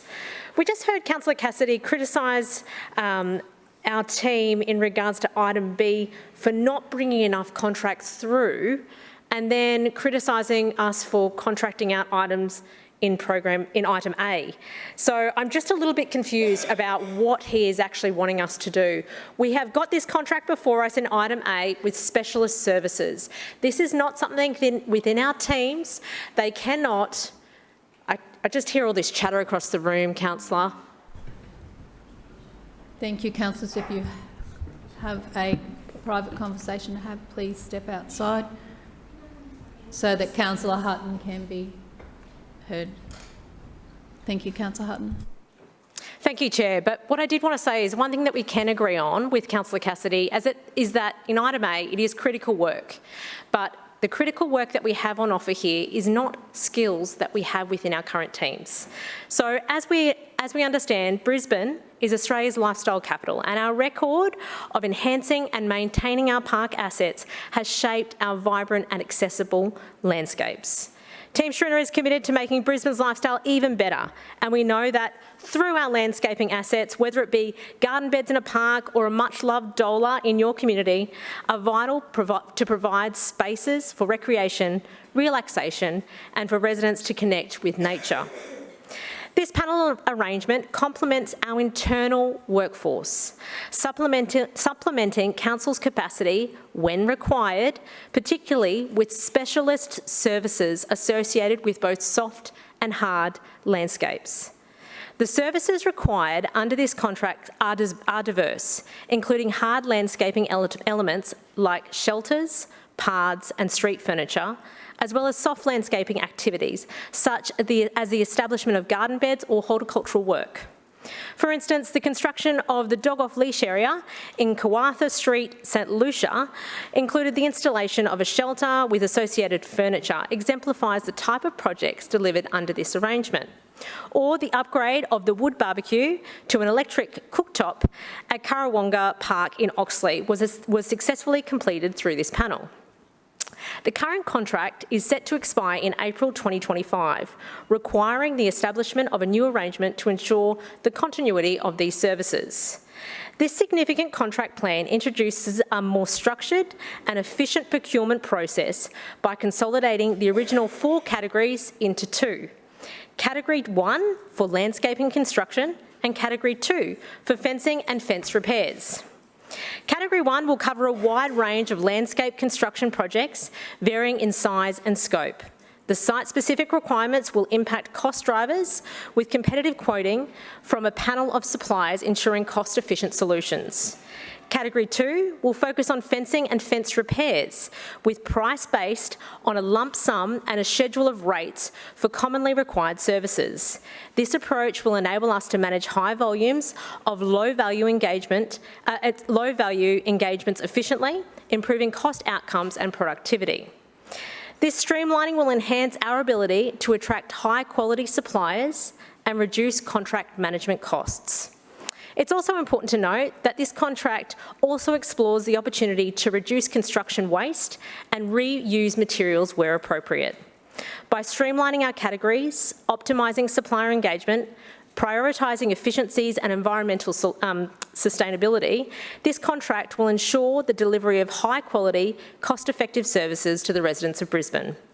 I support our vision for a vibrant, accessible and sustainable city, providing the community with well-managed and attractive open spaces. I commend this item to the chamber. Further speakers? Councillor Collier. Yeah, thanks very much, Chair. And I just would love to bring the relevant Civic Cabinet Chair's attention to point 9 in the ENC report. Could council businesses provide the service/works? Yes. And it adds, council does not have the capacity to provide these goods and services. I wonder why. I wonder if any of that has anything to do with the LNP's absolute obsession with contracting out the entire council workforce. Further speakers? Councillor Atwood. Thank you, Madam Chair. Today I'm excited to rise to speak on item B in the ENC report, the contract for the Amberjack Street Playground in Manly West. Last year we rode out to residents to see what they loved about their park and what vision they could see as part of a park upgrade. We received 53 responses from local residents and it was lovely to hear what they loved. They told me, the park has beautiful trees and wildlife and you can access it from many different street frontages. Lots of space and it feels safe due to being away from the busy main intersection. And it has large green open space with lots of shady trees. One of the common themes that residents didn't like was that balls would roll onto the street, as the open space has like a bit of a hill with the road there. So I'm really grateful to every resident for having their say, which helped inform our design. I'm grateful to my outcome manager, Shannon Clark, and to Council's procurement team for delivering a terrific outcome for the Manly West residents. The gorgeous new playground will maintain all of the things that the residents love, the trees, the large open space, and we'll fix the tired old playground and install a fence along the bottom of the hill to prevent balls and children going near the road. Works are starting next Monday, the 12th of August, and will take roughly 2 to 3 months to complete. And I can't wait to celebrate the opening of this new playground with the residents with a little party. Thank you, Madam Chair. Further speakers? Councillor Johnston. Yes, thank you. I rise to speak on items A, B and possibly F. I'd like to start with item A, the Stores Board submission for landscape construction. It's interesting to me that there are now 2 civic cabinet chairmen who don't really understand what a contract is versus what outsourcing a contract is. But it is very concerning that the person in charge of $130 million of council expenditure does not recognise that this is a skill set that a service delivery organisation like Brisbane City Council should have. The single worst thing I had thought this LNP administration had done was City Plan 2014, but that actually comes second to what this Lord Mayor has done, specifically under his leadership in the last couple of years, and that is to turn Brisbane City Council into a management organisation, not a service delivery organisation. And we can see that here again today in this decision to increase the outsourcing of basic council services like planting flowers in a garden, installing seats. There might be some big projects that we can't do, specialised playgrounds. I completely get that. And council does need to enter into contracts and seek expert guidance with respect to delivering council services from time to time. But the problem is this Lord Mayor has cut and slashed the skills and experience of Brisbane City Council to the point where there is no parks officers for particular areas of council. There is no one responsible. There's a secret person somewhere in news who is making this decision about what to do in a park. There is someone up there who won't speak to you, is unaccountable, is not allowed to engage with you. There are people like that who are making decisions. But where this council used to have local council officers who are invested in caring for the communities they represented, in looking after public and open space, in looking after community facilities, they are all gone. Every single last one of them. They no longer exist. What have we got instead? An organisation that now cannot trim a tree in the space of a year, can't fix a footpath in the space of a year. It can take months and months and months and months to get sign-off on basic approvals. We don't know if we're getting value for money, and I'm interested in what Councillor Hutton said referring to the Kawonga Park project. A small shelter and a barbecue cost $100,000. Now, I don't know if that is actually, $100,000. Yes, Councillor Strunk, I see your incredulation. $100,000. It is extraordinary. You know, putting in a barbecue and a 4x4 picnic shelter and a seat. That's what it cost.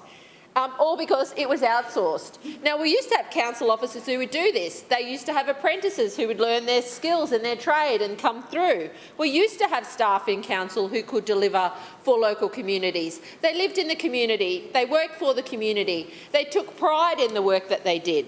But instead, this council has outsourced the basic work of council, which is delivering for parks and local areas. Now, we heard Councillor Hutton's explanation. These are not skills in our current council. That is because they have been systematically destroyed by the Lord Mayor, Adrian Schrinner.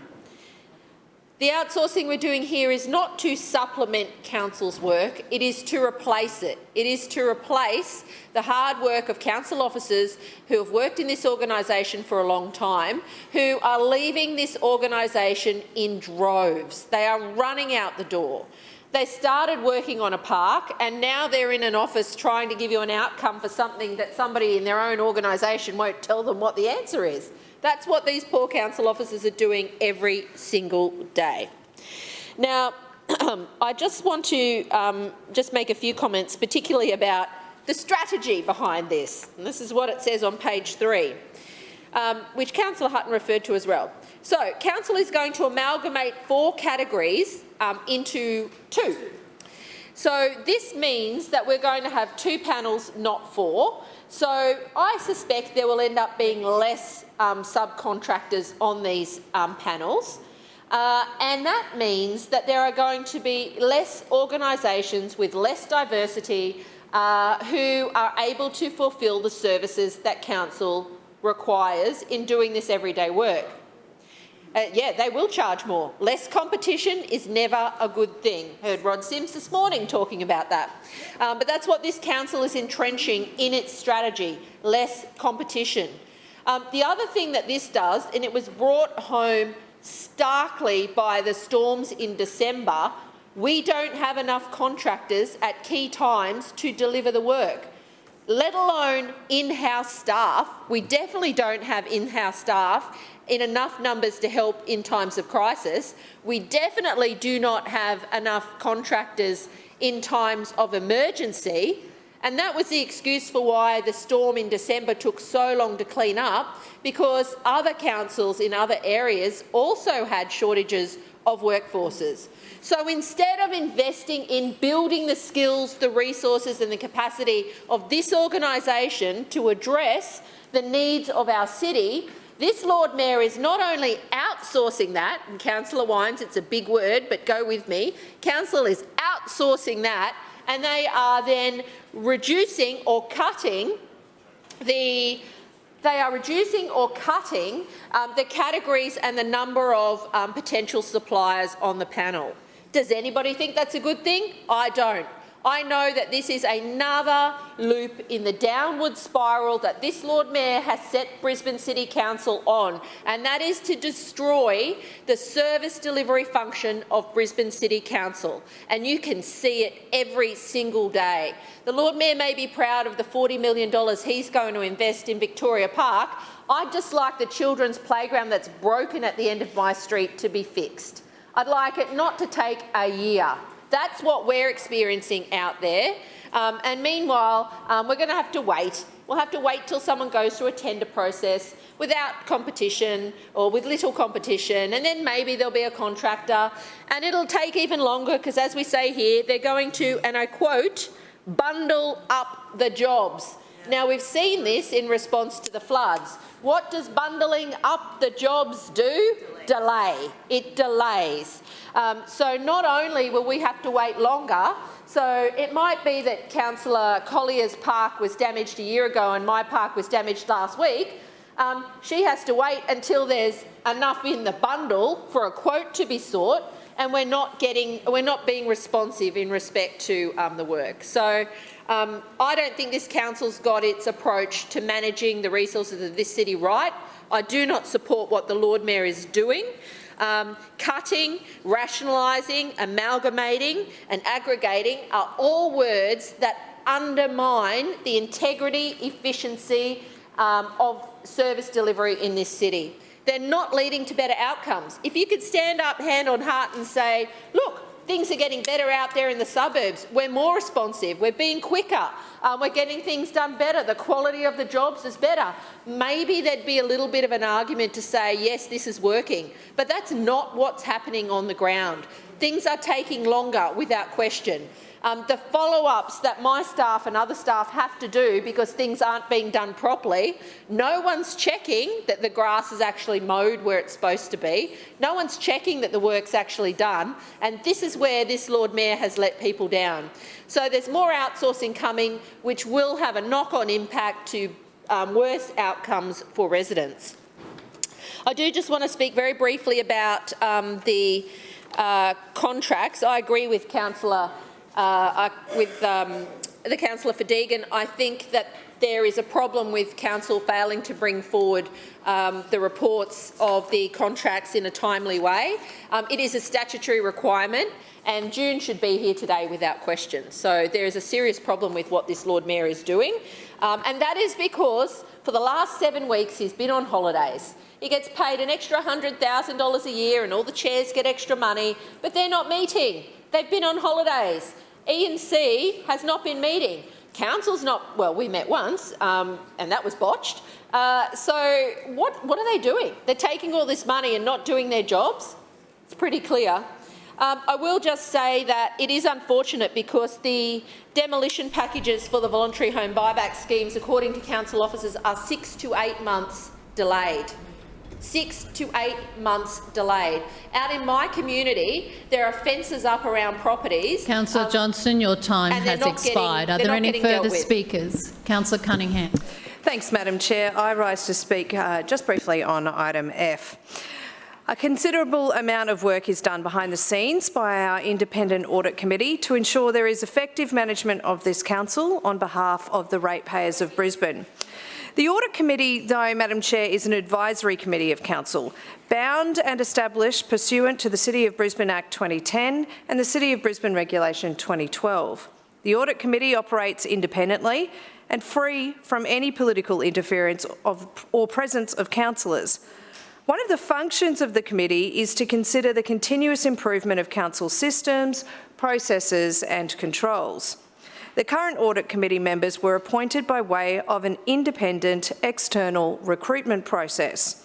There are currently 3 independent Audit Committee members, including the Audit Committee Chair. There's nothing secretive about these meetings, like the opposition suggests. The committee enforces accountability, every action is identified, and it has a clear outcome or process, as well as dates which are mentioned in the report and monitored. In reference specifically to Councillor Cassidy's comments, you can see from the minutes representatives from the Queensland Audit Office are always in attendance at the meetings. This is to ensure that the requirements are being enforced and adhered to, as well as to make certain that preparation is occurring for the end of financial year. I don't know about you, Madam Chair, but personally I couldn't think of anyone more qualified to observe the workings of the Brisbane City Council Audit Committee than the Queensland Government's Audit Office. I would like to offer my sincere thanks to the committee for the work they do and for wearing the black hat and provide ongoing assistance to Council to make sure that we get the best outcome for our residents and our ratepayers, and I commend the report to the Chamber. Further speakers? Councillor Massey. Thank you, Chair. I rise to speak briefly. I will try to be brief on items A and B. Firstly, on item A, the landscape contract associated service. We can see that in this contract, Council acknowledges how important this is because Council has a responsibility to construct, maintain, make sure that it's accessible, it's sustainable, the landscapes that we have across Brisbane. And the landscapes that we're talking about across Brisbane aren't just the open spaces, they're the green spaces also. And for us in Brisbane, that means over 200 parks, natural areas. We're talking about median strips, road verges, verges with the houses, suburban villages, and any other type of council land that might actually have open space or green space attached to it. For the Gabba ward, this stuff is really important. And the reason it's really important is because we are underserviced in this area, and our landscapes and our green spaces become really important to us, especially recently with the density increase. What is interesting about item A, of course, as many other councillors have raised, is the fact that in the paper itself, Council admits in the document that council business can provide these services. And so, as through you, Chair, Councillor Hutton quoted saying that we don't have these skills at the moment. Well, this is an opportunity, right? Would this not be an opportunity to increase the skills and the diversity of skills within our workforce, noting that Brisbane City Council is not a corporation as much as the Lord Mayor and, through you, Chair, and the LNP administration would like to transform it into, but is a service-based delivery organisation where the major revenue is from ratepayers. And these are the same ratepayers, of course, that use our parks, that use our natural areas, that enjoy our suburban villages and our verges. I know my experience since the cuts of 2023 any time we've had an opportunity to see if we can have increased planting on verges, if there is a widening of footpath or any opportunity within our green spaces to enhance this, we've received a firm, we'll check, but probably not. And this is not to say that the amazing work of these officers in these spaces that do work really hard for us councillors. I know the operational manager that works with the Gabba ward and myself does an incredible job. However, we know that we can't get these things in because of the increasing maintenance costs, right? And this increasing maintenance cost, of course, comes with the balance of the fact that we are contracting everything, and this in itself is moving towards major contracts. Here in this document itself, it talks about the major risks, and this is something really important to note, right? There are 4 risks, 2 medium, 2 low, and interestingly, it is council that takes on 3 of the 4 risks itself, with the quality of service being the medium risk rating, and that is literally the requirement for materials, designs, delivery time to be specified in the scope of work to meet relevant standards. Already, we are seeing delays. When we batch, we know we will see more delays. We know that this future contract is ending. Here is an opportunity to work with council to deliver diversified skills so we can be more efficient in what is a grassroots delivery and a core of our delivery, and instead we are contracting and batching. And to the cost of nearly, if it goes to 8 years, it will be 130 million, which is a major contract, right?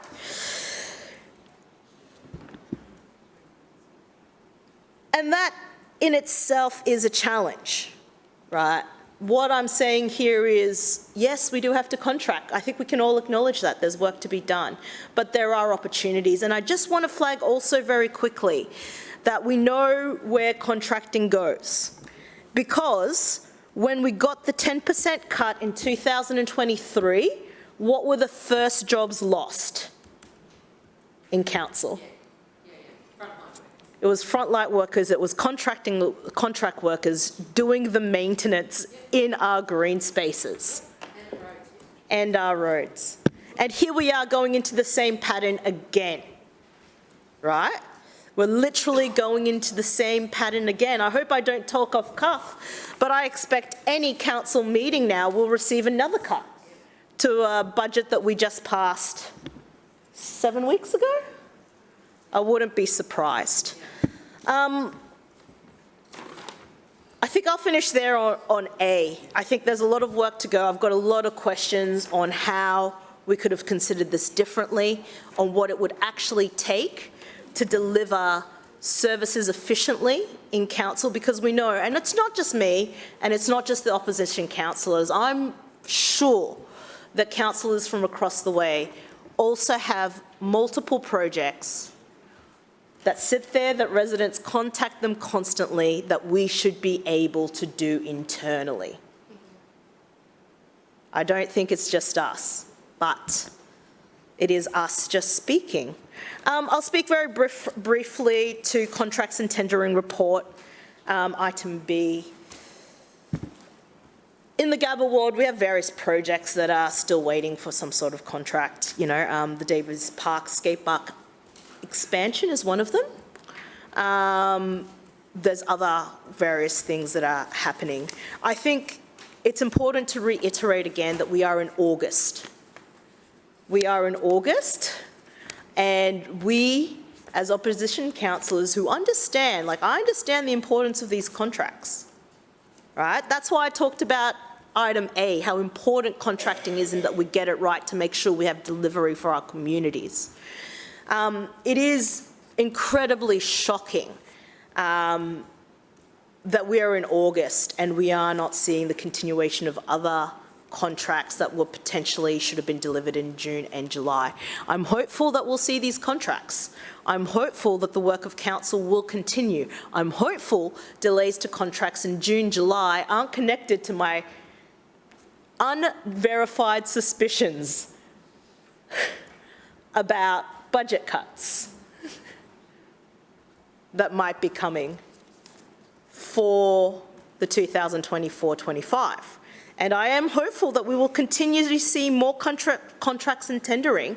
So not only will playgrounds, through you, Chair, in Councillor Atwood's ward be fixed, but other playgrounds in Councillor Johnston's, in Councillor Lucy Collier's, not just playgrounds also, but you know, the buybacks for the voluntary land buybacks and various other things. We know that there are programs, projects that are coming that are really important that should have contracts and tendering, and I hope to see many of those, because what I wouldn't like to see is the continuation of contracts not coming through, because we are a couple of weeks on the verge of cutting these projects.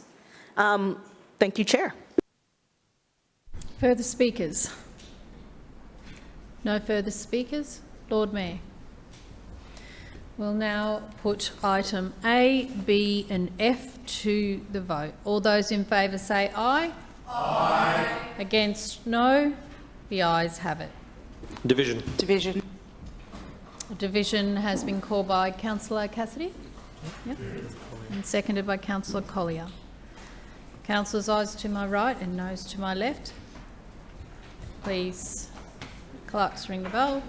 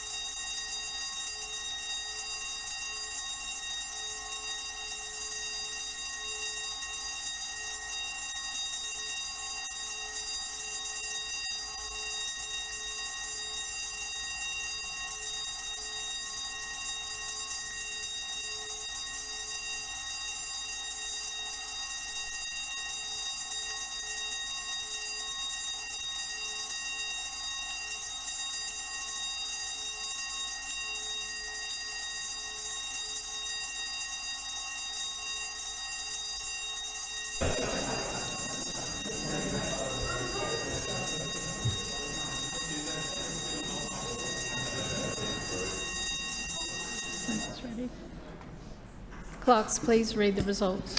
Madam Chair, the ayes have it, the voting being 16 in favour and 7 abstentions. The motion is carried. Councillors, please resume your seats. Point of order. Point of order, Councillor Johnston. Yes, thank you, Madam Chair. I move suspension of standing orders to enable me to move an urgent motion. Seconded. It has been moved by Councillor Johnston for suspension of standing orders and seconded by Councillor Massey. All those in favour... Oh, sorry. Yeah. Sorry, Councillor Johnston, you have 3 minutes. Yes, thank you. I'm rising today to seek Council's support to move an urgent motion, and that motion would be that Brisbane City Council urgently takes all steps necessary to protect the significant native vegetation, including magnificent hoop pines, from removal at 85A, 85 Bank Road and 19 Bell Terrace, Graceville. It came to my attention late yesterday that there is a problem with the development application that's been submitted for the retirement village and nursing home proposal in Graceville. Residents have advised me that the department, the state government, has not approved removal of the trees on the block, which include 124 significant and 100-year-old trees, 75% of which are slated for removal under the proposed demolition currently with Council. Now, the DA, as submitted to Brisbane City Council, states that they have approved state government exemptions for the removal of all vegetation on the site. So, either the state has got it wrong or council has got it wrong, but either way, currently there are 124 magnificent trees, providing wildlife with homes, shade, they are huge. There are 12 huge 130-year-old hoop pines that this developer wants to remove from this site. So there is a problem here. Whether or not the state has approved this, or whether or not council is aware of the approval, I am, after checking the residents' advice, clear that it does not appear the state exemptions are part of the development application documentation submitted to council. So it is urgent that we protect these trees. They are listed in an area of significance. This is a riverside site in Graceville. And it is incredibly urgent that Brisbane City Council takes all steps necessary to protect this significant vegetation on this site. And I urge all councillors to suspend standing orders so we can debate this motion now. Thank you, Councillor Johnson. We'll now put the motion to the vote. All those in favour of suspending standing orders, please say yes. Aye. Aye. Same. Those against, no. No. The noes have it. The motion is division. Division has been called by Councillor Johnson and seconded by Councillor Massey. Councillors, ayes to my right and noes to my left. Please ring the bells.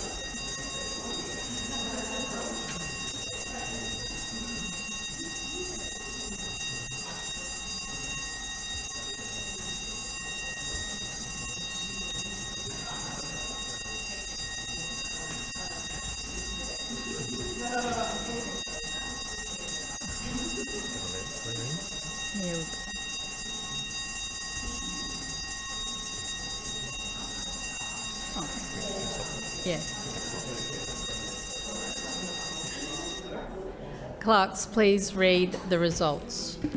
Madam Chair, the noes have it, the voting being 7 in favour and 15 against. The motion is lost. Please resume your seats. We'll now move to items C, D and E. Lord Mayor.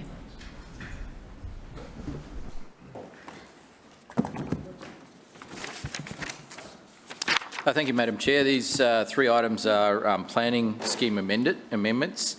And before I deal with them specifically, I wanted to make some comments. In relation to Labor's line of questioning this afternoon in question time about new housing. So the team, together with the Greens, the Coalition of Chaos, that has spent their entire time in public life opposing new housing, have a newfound interest in housing. And what's quite extraordinary is that they have spent their entire political capital trying to suggest that somehow our administration is too pro-development. We're too pro-development, we're too pro-building. That's the claim that they've been making. And on a dime, they've switched to say we're not doing enough to support development and housing. Once again, an extraordinary turn of events. And so we know what the Labor Party's record is on housing, and that is opposing over 80% of all new housing opportunities that have come to this council through neighbourhood plans, through planning scheme amendments, through changes. They oppose almost all of it, and now they say they care about housing. They've never cared about housing. The only way in which they've cared about housing is caring about opposing housing whenever it is proposed. That is their record. And suddenly they're trying to switch to being advocates of new homes. We know they are not. We know their record is clear. This administration has been consistent all the way through in getting the balance right when it comes to planning for a growing city, making sure that new growth happens in the right areas with good infrastructure, and that we provide opportunities for urban consolidation in areas where there's great infrastructure and the ability to accommodate more homes. And so we will continue to do that. We're also being very clear in making sure that we protect low-density areas from inappropriate development. Why? Because that's what the community wants. They understand that those inner-city areas like Kurilpa, like we see in the city and Fortitude Valley and Newstead, are appropriate to house more homes because they are close to facilities and infrastructure, whereas we see the Labor Green Coalition of Chaos opposing homes at every opportunity. They oppose homes in Kurilpa, they oppose homes wherever they are put forward in neighbourhood plans, and then they want to tell people that they care about new homes being built. As Councillor Adam Allen pointed out, they're also in the pockets of the unions who are making it more costly and harder to build new homes as well. And they have never said anything about that. They've never said anything about what that does to drive up the cost of new homes for people because they're not interested in that. They're just interested in playing politics, and same with the Greens. Item C before us is some amendments we're bringing through to make sure that building design in Brisbane reflects our subtropical climate. This is something that we've been very, very focused on as an administration for many years, because we acknowledge that Brisbane is not the same as Sydney or Melbourne. It's not the same as other cities around the world that have different climates. We have a subtropical climate here, and it's appropriate that building design is designed for a subtropical climate. And so these planning scheme changes are all about making sure that we translate our buildings that breathe design guide into the city plan.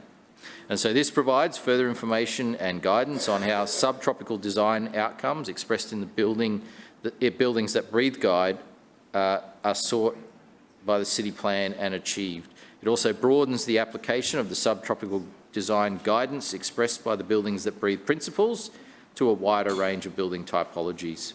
If supported, these amendments will become part of the city plan effective from the 13th of September 2024. So we're not just about building more homes or supporting more homes being built, we're also making sure that they are built in a way that is sustainable and appropriate for our subtropical climate as well. Item D is specifically related to the new homes that are coming on, or the new land that's coming onto Council's books from the voluntary home buyback program. You'll remember, Madam Chair, that Council led the way many years ago by introducing a voluntary home buyback scheme. We then suggested that this needed to be supplemented by funding from the state and federal government. They agreed, and they put a significant amount of funding into voluntary home buyback. These properties then come into council ownership, and our job is to remove the homes because obviously they're not suitable for habitation given their flood risk, and to make sure that they become part of our open space network in the city. And so what this amendment does is it identifies 125 properties or over 10 hectares of land. So this is a significant amount of land in total that will become part of our open space network. So we're rezoning the properties to open space to make sure that they become part of that great open space network that we have. So this rezones those properties. Item E is a minor administrative amendment to the city plan, package S. This aims to bring the planning scheme up to date with development approvals and other updates like our new subtropical design planning scheme policy I mentioned before. It also seeks to update 73 Brisbane standard drawings in the infrastructure design planning scheme policy to provide consistency and align with industry best practice. The amendment also includes changes to 14 properties under the pre-1911 building overlay map to reflect development approvals. All of these properties are zoned for high density or higher density than a single dwelling house. In most cases, homes that are in, it's effectively a pre-1911 home that's on a high density or a higher density site. The planning scheme allows for that home to be relocated to another part of the city. And so there's some examples here where pre-1911 houses have been retained but relocated from one suburb to another within the city of Brisbane, which is obviously a positive outcome that they're remaining part of Brisbane's built environment, but obviously not standing in the way of more homes being built. And so if this amendment is supported, it will take effect from the 13th of September 2024. Thank you, Madam Chair.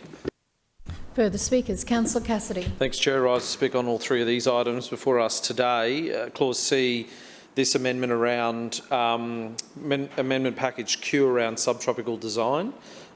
This report before us today details the responses to public consultation, submissions received during public consultation.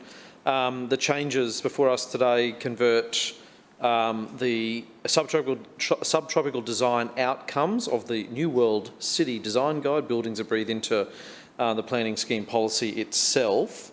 And then obviously package E is related to updating the planning scheme. The design, as reported here, is unique in that ventilation, climate control, natural landscapes and floor plans must suit humid climates or a humid climate, something that we support. Strange that in 2024 we're having the discussion and debate around updating the planning scheme to reflect the fact that Brisbane is a subtropical city, erring more and more towards tropical city conditions, particularly with the effects of climate change, in the effects we're seeing with increased rainfall in shorter periods of time that areas in the tropics experience.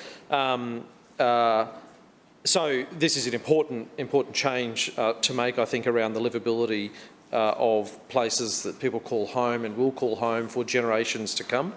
Important to note that the subtropical planning scheme does not override requirements of other planning scheme policies. It's in addition to something we support.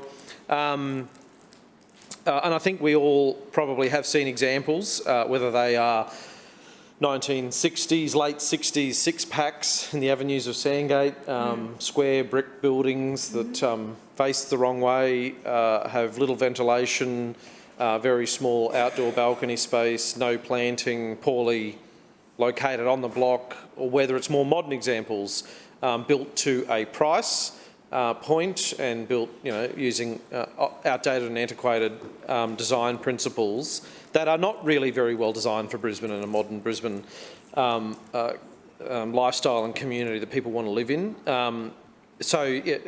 Designing buildings and having buildings built for generations to come certainly should reflect that. And if they are standardised, then they become more affordable to deliver.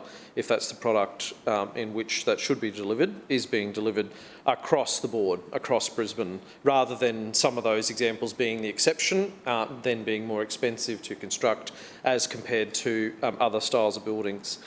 So we will support Clause C and Clause E, or to come to in a moment. I'll just talk briefly on Clause D, the amendment for package R. There's a few, as the Lord Mayor said, rezoning of properties. I believe one of those is well, it might be not this package, but certainly last package in Shorncliffe. It was a house from Clayfield that was relocated to a block in Shorncliffe. Someone was very passionate about retaining that building that was no longer going to be retained in Clayfield. It is now in place on Friday Street, and they're very proud of having a pre-1911 home there. So in those certain circumstances, that is a good outcome for retaining that tin and timber in a suburb that is almost exclusively tin and timber, and to be retained that way. The bulk of the properties that are being rezoned and changed, 134 properties across a number of suburbs: Ashgrove, Auchenflower, Barden, Boondall, Carina, Clayfield, Corinda, East Brisbane, Fairfield, Graceville, Hurston, Kenmore, Oxley, Redhill, Rockley, Sherwood, West End, Wilston, Windsor, Wynnum West, Urongpilly and Yeronga, from A to Y. Not quite to Z, none in Zulmia this time.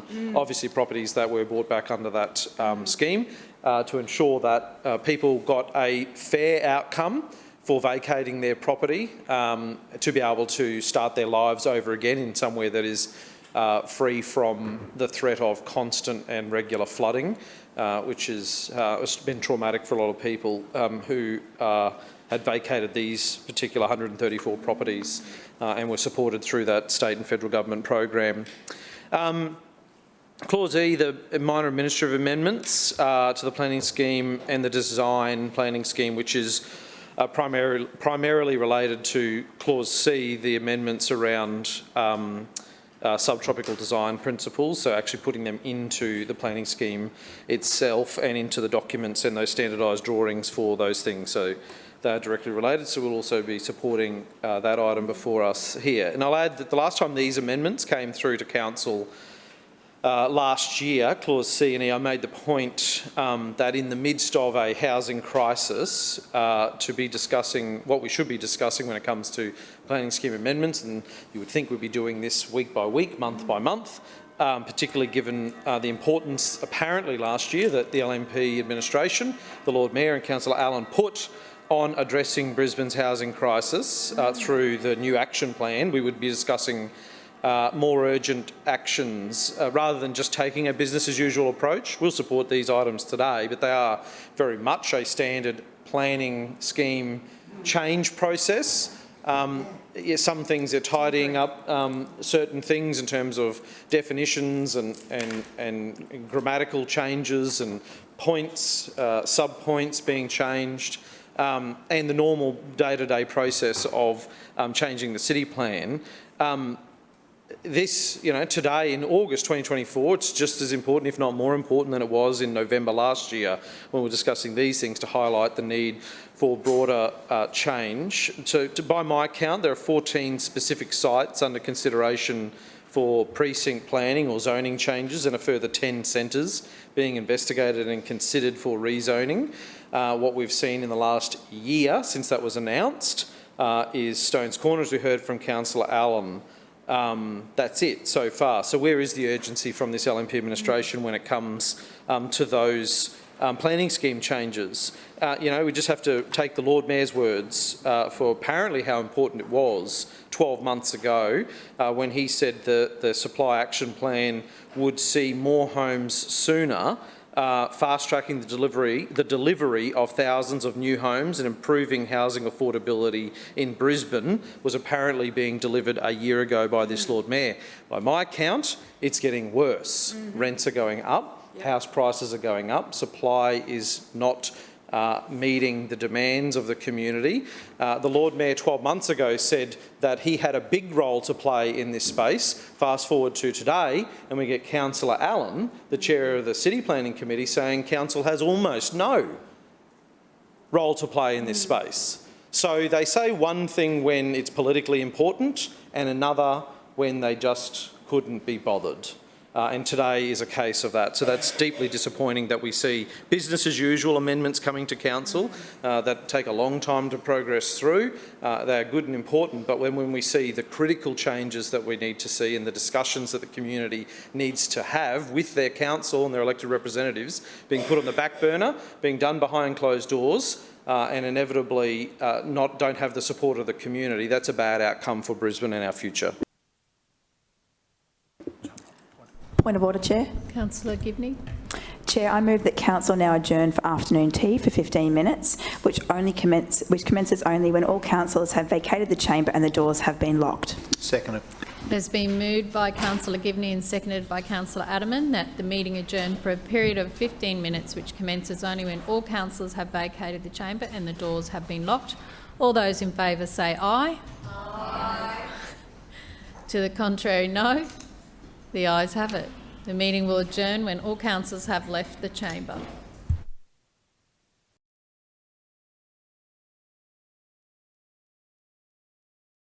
Further speakers. Councillor Allen. Thank you, Madam Chair. I rise to speak on 3 items today, items C, D and E. These are the 3 City Plan amendment packages.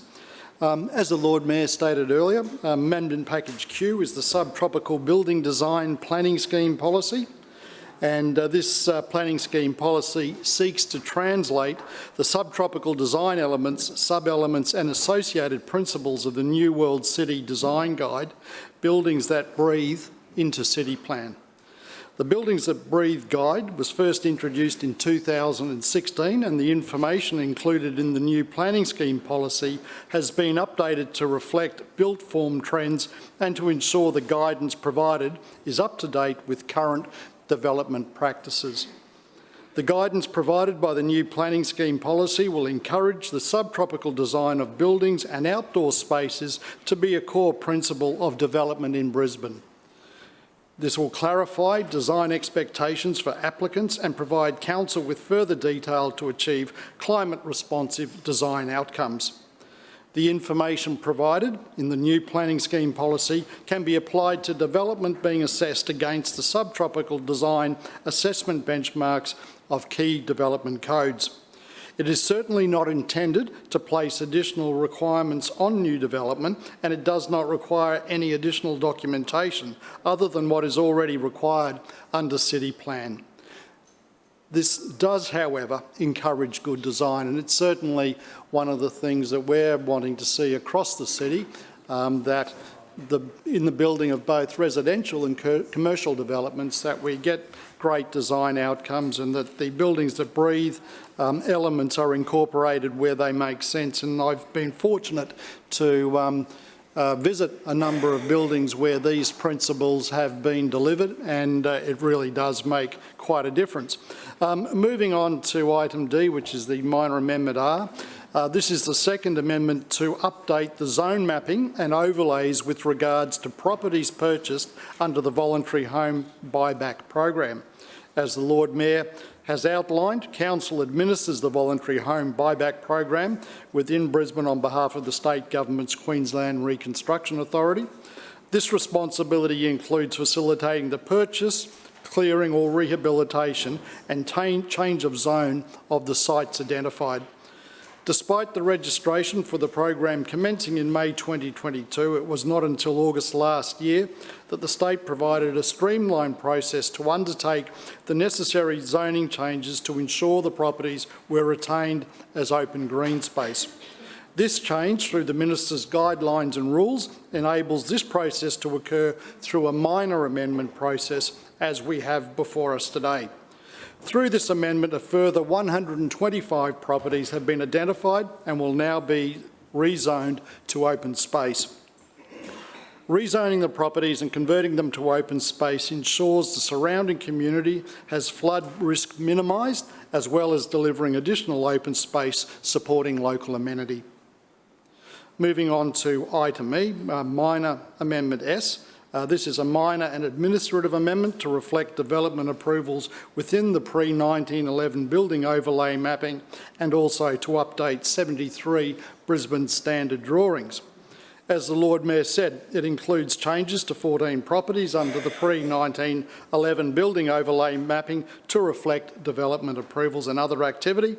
Madam Chair, it should also be noted that in the context of these impacted properties, most of them or all of them are actually zoned for a higher density than a single dwelling house, and the majority of the pre-1911 houses have been relocated to different sites within the Brisbane LGA.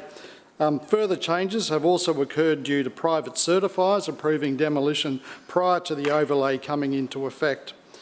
Now, I believe that, with these amendments, we've struck the right balance between development and protection of the heritage.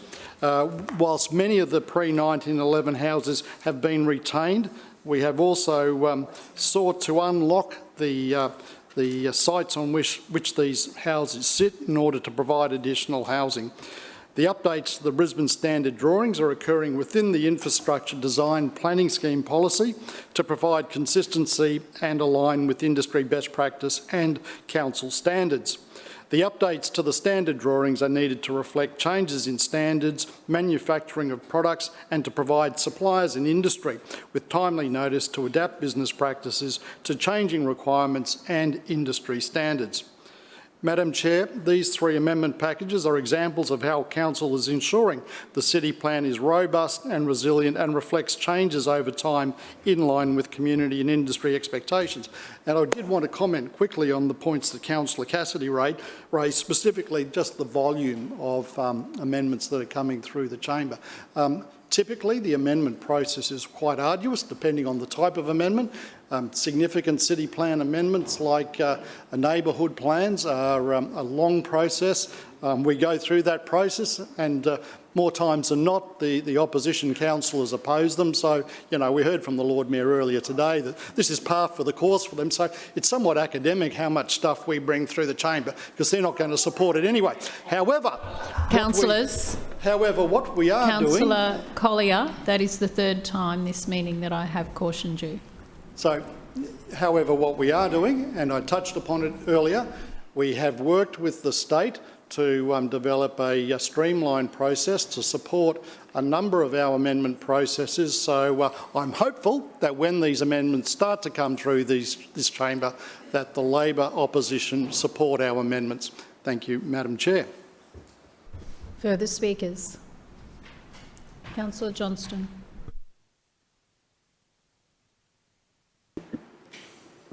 Yes, thank you. I rise to speak on items C, D and E. Firstly, can I start with respect to item C, which is package Q. This is a joke. Package Q, which is the amendments for sustainability in City Plan to the sustainability policies of City Plan 2014. This is essentially a lost opportunity for Brisbane City Council. Oh, sorry, I'll be speaking on all items, but I'll start with item C. This is essentially a lost opportunity for Brisbane City Council to achieve real and meaningful change to the way in which development happens in our city. You can currently build houses, apartments that don't include any sustainability measures. You can have huge apartment blocks built without water reticulation, without solar panels on the roof, not oriented north-south. Council approves units without cross-ventilation. Like, all of these things are happening every single day. So there is both a policy failure under this administration and a failure of the development assessment team to actually enforce good sustainability measures when they are when they are approving new buildings in this city. In addition to that, we see, of course, Council agreeing to the complete demolition of vegetation on blocks. We see Council agreeing to remove trees, and we just saw earlier today the LNP refused to support an urgent motion to protect trees where they are at risk from a developer knocking them all down. These are 130-year-old hoop pines that are magnificent and form an important part of the Brisbane River Corridor, as well as the suburb of Graceville's environmental and cultural heritage. But this administration is doing very little to protect trees on private property. Developers are given the green light, and in response, developers essentially say, we'll plant some tube stock. So in go the little tubes, the tiny little trees that can't replace 130-year-old trees. So this is just a wet lettuce leaf. We're not going to see real change here until we see change both at the state and council level. That should be, without question, every single new home built in Queensland should include solar panels. It should include water tanks. In significant buildings where there is capacity, we should be looking at water reticulation as well. You know, obviously that's more difficult and costly, but you know, the amount of water that runs off huge buildings that have been built is contributing to localised flooding in communities right across Brisbane. Where once we had grass around a house, we may now have a 6-storey building or a 50-storey building. And we're not seeing stormwater being managed in a way that is beneficial for our community. Instead, the 70-year-old stormwater pipes can't cope with the runoff, and it causes localised flooding. So this is happening right around Brisbane, and if we put in better sustainability requirements into our planning scheme, we would get better outcomes. Now, of course, we hear all the complaints from the LNP, oh, it'll cost the developers too much, they can't do it. Well, this is just not an excuse that washes anymore. Continuing, and Councillor Cassidy mentioned it, continuing to build the old 6-packs, the equivalent of the 6-pack is being built today. It is the square 5- or 6-storey unit block with very little vegetation, no cross ventilation, no solar panels, no other, no deep planting. Yes, thank you, Councillor Chongma. No deep planting. You know, minimum landscaping requirements barely met. So there are real problems with council's policy, and I don't think this goes far enough. And it is both a combination of a weak policy and then the failure of council to meaningfully hold developers to account when it comes to protecting environmental values and sustainability principles in this city. I mean, this council likes to stand up and say it's planted 2 million trees or it's reached its 40% bushland cover, but every single day we all know council's knocking down hundreds, if not thousands of trees, or allowing others to knock them down. So in my view, this is not the right policy. I also want to speak on item package R, which is the rezoning.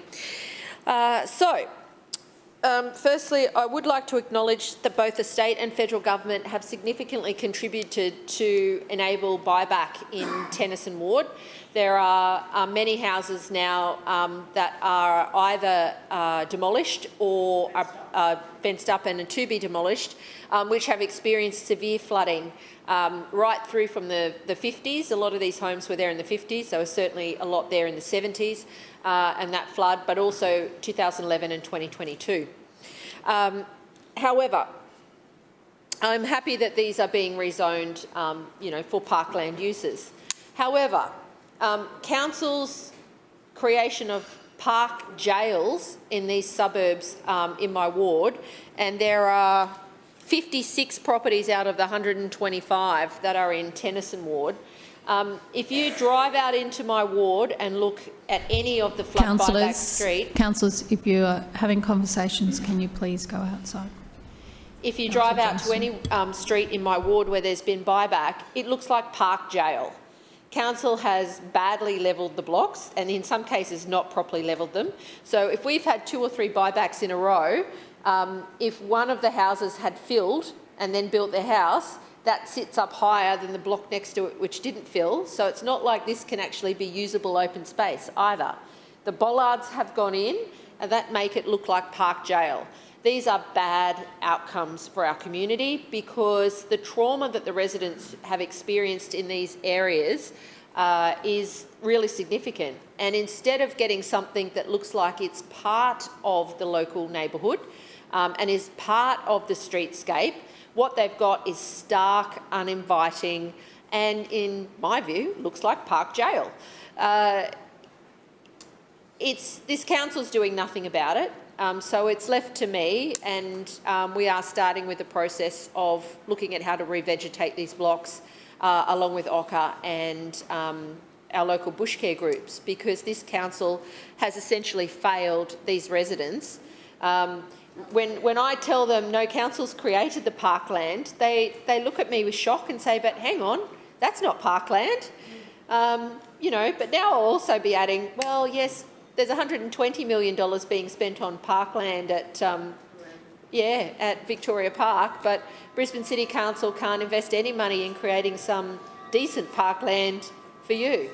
So we've still got bits of fences up in some places. We've got dodgy retaining walls left in some places. We've got, yeah, I know, they're ignoring her ruling, but that's fine. She's not interested either, so, it doesn't matter. The rules don't apply. Well, yeah, the rules don't apply. It's fine. They're the LNP. They can do whatever they want. Thank you, Councillor Johnston. Yeah. And don't refer to me as she. Thank you. I'm sorry, they? No? Do you prefer they? No, I'm asking. I don't want to be inappropriate. Yeah, and I don't need to be debated. So I will caution you. That is one. Do you want to speak? Do you want to speak on this? Yes, I do. Great. But Please Councillor Wines and Councillor Allen were continuing their discussion in the chamber in contravention of your ruling. And Thank you, Councillor Johnston. I am the chair, and it wasn't at a high level that you could not be heard. We could hear you. Oh no, but loud and clear. Thank you. Oh, that's good. Right. I'm just not sure what I was cautioned for. Can you just be clear? I'd just like to know, so don't do it again. What was I cautioned for? Unacceptable behaviour. What was unacceptable? Again, Councillor Johnston, that's the second warning. I will not be debated. I'm simply asking you a question. I will caution you that you are showing unsuitable meeting conduct. I can't be any clearer than that. I would just like to know what the unsuitable meeting conduct is, please. Councillor Johnston debating the chair and referring to the chair inappropriately. Would you like to continue speaking? That is 3 cautions. Are you serious? I didn't refer to you inappropriately. This is a joke. Righto.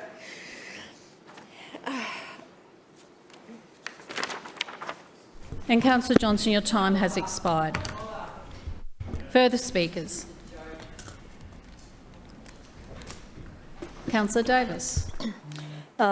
Thank you, Madam Chair, and I rise to speak on item D, the proposed minor and administrative amendment to the City Plan.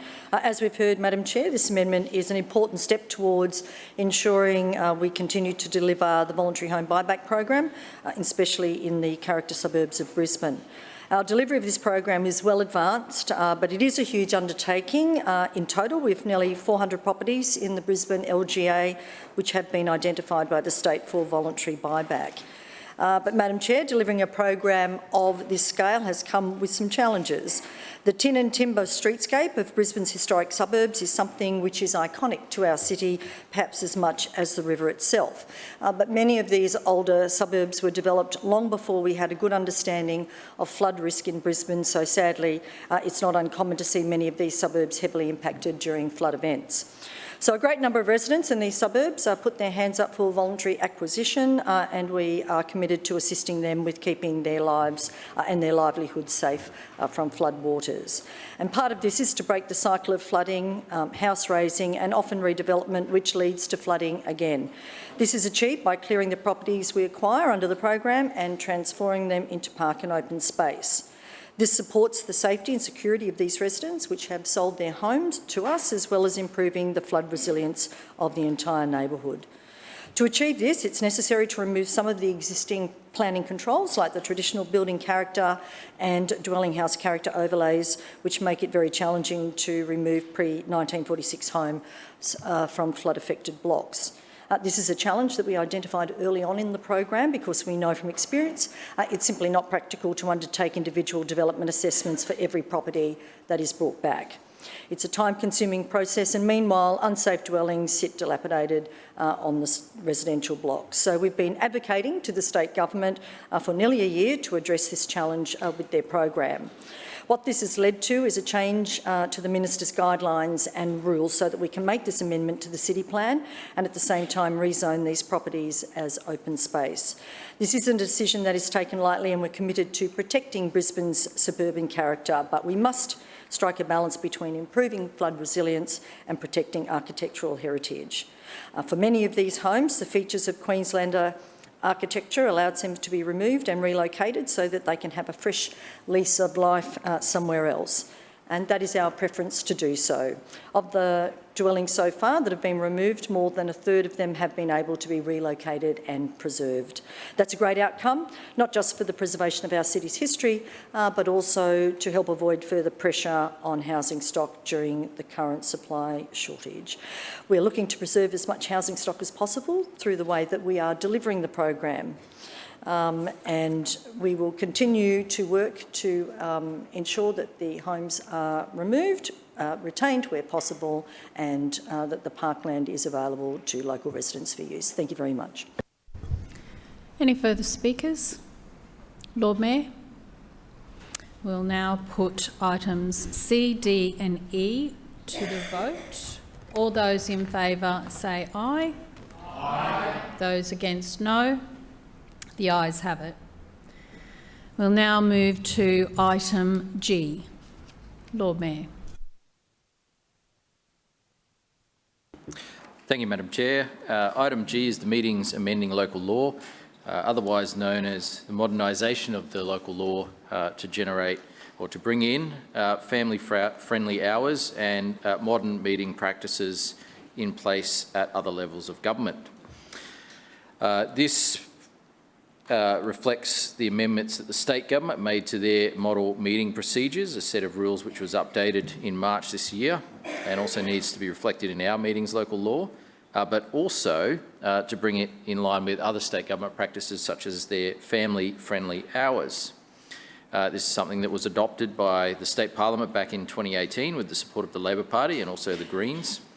It isn't just about elected representatives like the councillors that I'm referring to. It's also those that are associated with either the running of the meeting, such as our fantastic clerks, also the many officers in council who, as part of their role, are required to know exactly what's going on in a council meeting. And there are many of those. In fact, there are more than 70 council staff who would fit that category. And I know some councillors often say, for those listening along at home, the majority of those are actually not at home most of the time. They're council officers as part of their job, keeping in touch with what's going on in this place, in the democratic forum that it is. There are also, in terms of those listening along at home, some former councillors. You know who you are. Stop watching, give it up.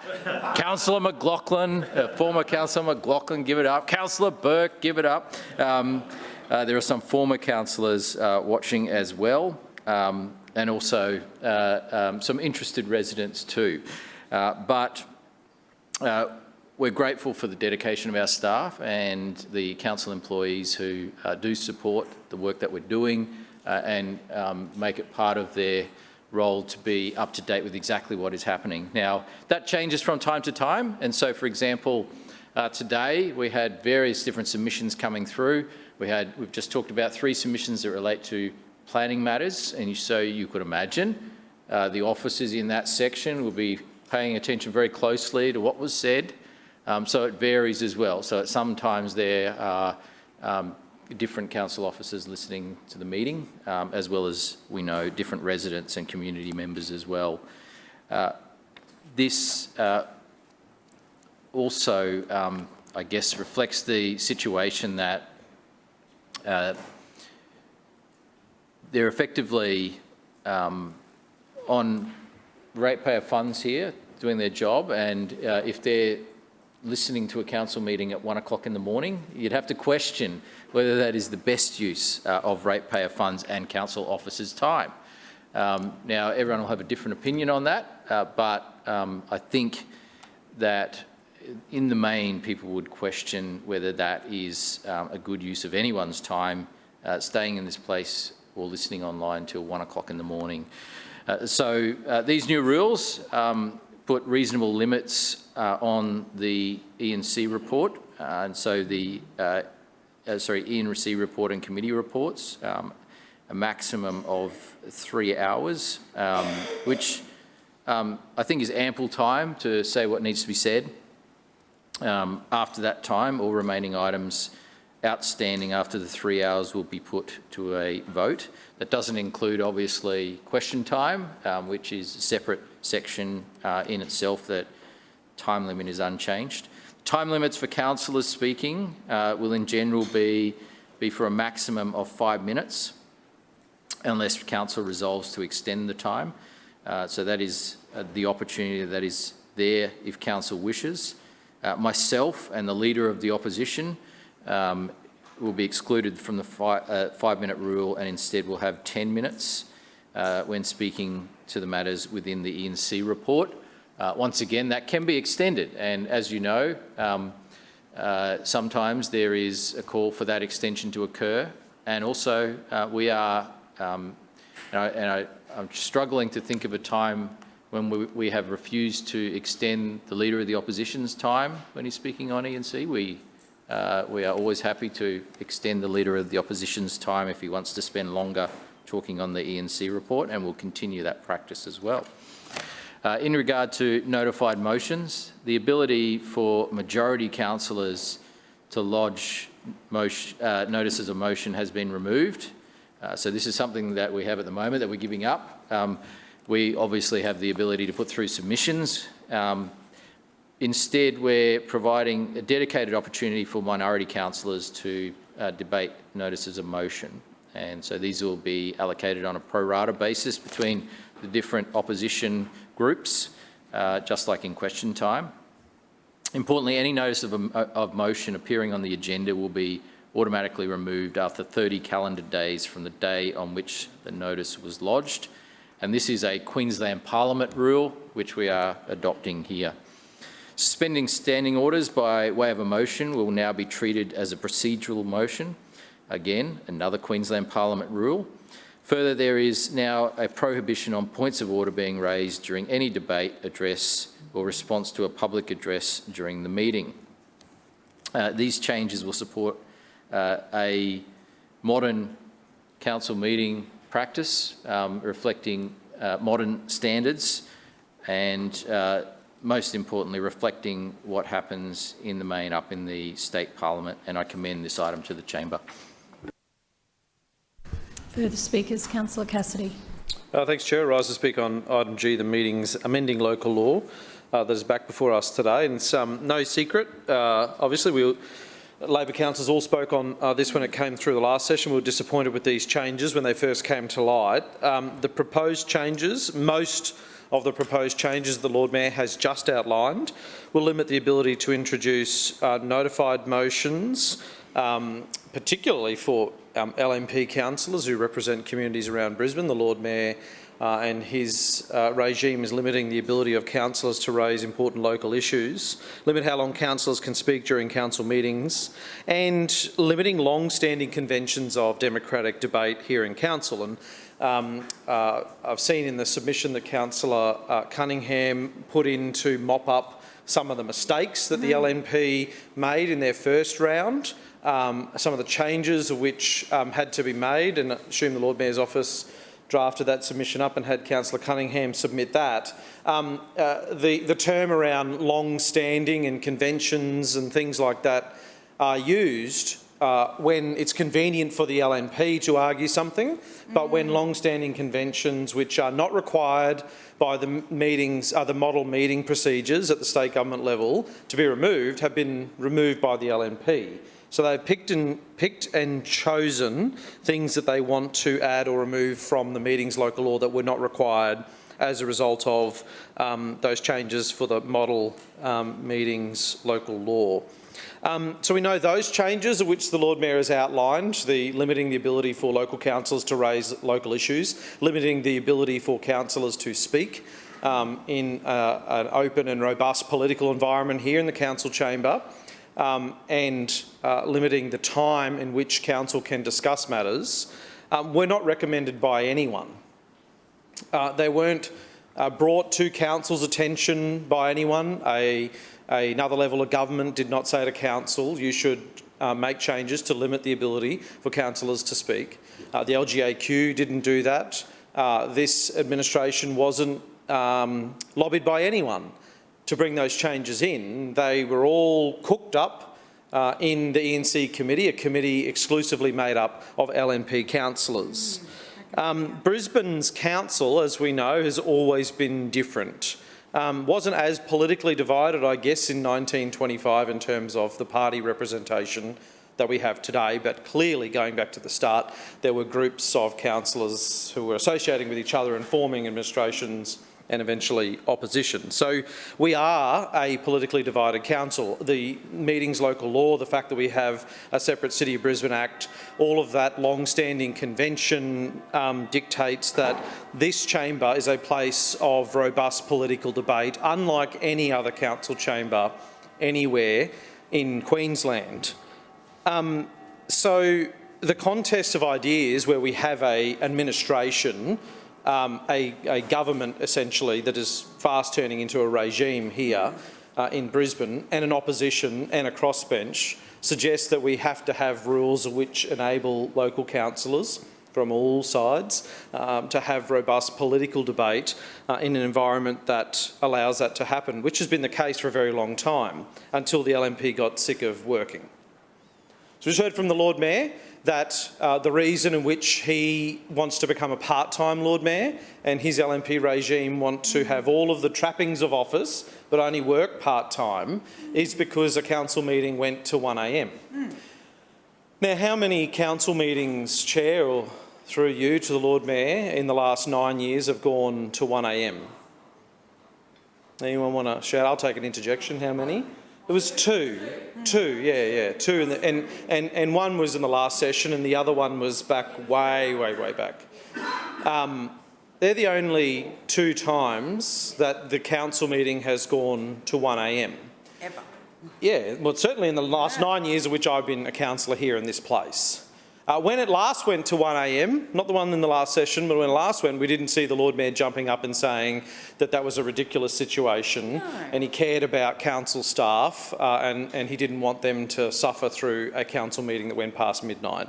But it's become politically expedient for this Lord Mayor to want to bring these changes in now. And he cited the council clerks, of which I know some in the past. I'm not sure the employment arrangements of the current ones were short-term contracts of which this administration would cancel and sack people at their own whim. They certainly didn't care much about those council committee clerks when they got rid of them. So I don't accept that argument from the Lord Mayor that he is actually concerned about the employees here in Brisbane City Council. Instead of making cutbacks and shaving back staff budgets here and there in the committee clerks area, maybe support them in the work they do and give them some more colleagues so they can keep up with the workload, because God knows we need to be doing more as a council. We need to be doing more as a council to address the wicked problems that are facing Brisbane at the moment, the congestion crisis, the housing crisis, the cost of living crisis that this Lord Mayor is imposing on people through his enormous rates increases on his time in office. This council needs to be doing a lot more work. And when we started to introduce things to the council chamber, like motions around housing and homelessness, motions around domestic violence and reproductive leave and basic maintenance contracts and local infrastructure upgrades, that was at the point at which this Lord Mayor said, no more. He wants to be a part-time Lord Mayor. He didn't like that. I don't know why he didn't. He didn't bother to stick around. And as he said, he only stays for the good bits. I noticed he did say that. He said he only stays for the good bits here in council. He often gets up and leaves when the Deputy Mayor speaks, but given she's still away on the business class trip today, he's obviously stayed for more of the meeting. Strange that. So what we have before us here is a regime here in Brisbane now, and they're fundamentally becoming that, using their majority to silence important debate here in the council chamber, so there is less of a record for the decisions of which they are making on behalf of the people of Brisbane. This LNP regime are more interested in themselves and their power and the exercise of their own power than discussing important issues. If we were under these new rules 4 minutes ago, debate would have stopped on the ENC, and this wasn't a particularly heavy workload. We're talking, this is a post-recess meeting, so you'd expect an awful lot. There really wasn't much. It was 3 very simple business as usual planning scheme amendments, 1 contract and some out-of-date contracts and tendering documents, of which hardly any LNP councillors spoke on at all. So the debate would have stopped already. And that's just the normal business of council. We would have a situation in which councillors who represent their communities would not be able to contribute to the debate. So, our position is clear on this. These are bad changes to the meeting's local law.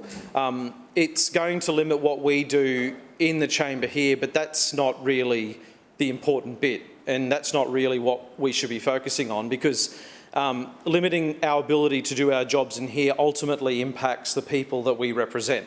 That's the point here. The LNP councillors in this chamber don't seem to really care about that. Maybe they do, and they were told to shut up and keep their mouths shut and not pop their heads up during this debate and say, actually, they decided they actually wanted to raise local issues here in the council chamber, perhaps. The Lord Mayor's now said the only way for LNP councillors to raise local issues in the council chamber here and get a vote on them is a submission through ENC. That's what he just said before in his opening remarks. So a local councillor, an LNP backbencher, or even a chair of a committee, if you want an important local project or an important local issue raised in the council chamber, it has to come through ENC as a submission now. Now, you might be all right with that, and it doesn't affect us as councillors that you can't raise issues on behalf of your community, but it's bad for your residents. It's bad for the ratepayers and renters that you represent, because when they come to you, I'm sure you're not going to say, oh no, the Lord Mayor banned us from raising these issues in the chamber, because mostly you never really did it. You always had the ability to do it there. But it limits your ability to represent your communities, and you seem to be okay with it. And that's the evidence, all the evidence you need to suggest that this has gone from a political administration to a political regime here in council now.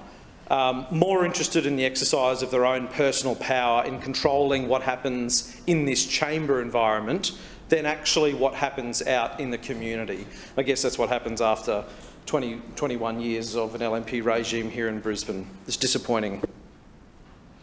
Further speakers? Councillor Johnston. Yes, thank you. I rise to speak on item G, the meeting's local law.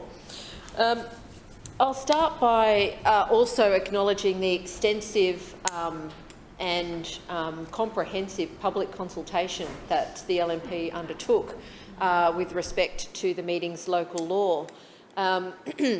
Certainly, of course, when this matter came to the last meeting of council, yes, on the 11th of June, there were no dates put in there for public consultation.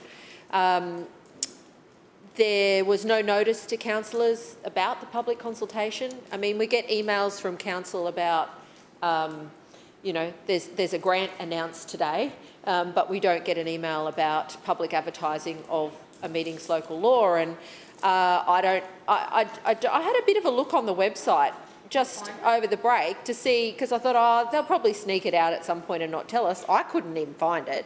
So it wasn't anywhere that was obviously available to people, even if it was on the website. I don't know if any other public advertising was done. It certainly wasn't in the Living in Brisbane magazine. It wasn't in the newsletters, sorry. It wasn't in any of the emails council sends out. It wasn't on any of the internal intranet emails council sends out. So extensive was the public consultation that the only person who made a submission was the person responsible for them, Councillor Fiona Cunningham, and that was to fix mistakes. Well, they sent it to the state government, so they did consult with the state government. They did send it to the state government. So, yeah, the extensive public consultation was Councillor Fiona Cunningham and the state government. Well, that's going to make for a great meetings local law. Now, I'm sure they'll get up and say, well, you should have known. Well, okay. How about an email saying, we're going out to public consultation? That's what council does with everything else. Yeah, everything else. The amount of emails we get from council, either because we're signed up to email lists or because the CEO's office advises us of things or whoever, is extensive. But apparently this wasn't that important. So let's get to why they don't want to talk about it. Far from the Lord Mayor's, I'll say, fake excuse for family-friendly hours, because we know this is a fake excuse because of the way in which this administration structures the council meeting days. So let's take the Lord Mayor's stated purpose of these laws, which are we're reflecting what they do at the state and we're creating family-friendly hours. Well, the state government doesn't have committee meetings on sitting days. Their committees meet for dozens of days a year. They are not tied to 30 minutes maximum because there's another committee coming straight in the room after you, and they're not held on the same day that Parliament is sitting. So when the Lord Mayor stands up and claims we want to be like the state government, he can't even get that right because that's not what the state government do. So you've got to look at why the Lord Mayor is doing this. Now, council was required to update its meetings local law to reflect the model meetings local law, and I actually think there's a few problems with what council has proposed to do. And I suspect that we're going to have some fun with this as well. But essentially, the 50%, approximately 50% of the changes that are being made to the meetings local law are a statutory requirement of the state government. Fine, we've got to do that. But then what did this LNP administration do? They brought forward changes to the meetings local law that disenfranchise elected representatives from conducting the business of their constituencies. That is what they have done. They have introduced time limits that mean some council business will never be debated. They've introduced rules that prevent motions from being debated because of strict time limits and then disallowing them off the agenda if they're not done. They've brought in rules that limit time to speak. And the Lord Mayor has stood up and very magnanimously said, oh, but we always approve an extension of time for the Leader of the Opposition. They've never approved an extension of time for me. Never. Councillors. Yes, that was the Lord Mayor interjecting. Councillor Johnston. Yes, thank you. That was the Lord Mayor interjecting. They've never approved an extension of time for me. So this is designed as an anti-democratic local law to stop councillors from scrutinising the business of this council and holding this tired, lazy, out-of-touch LNP administration to account. Now,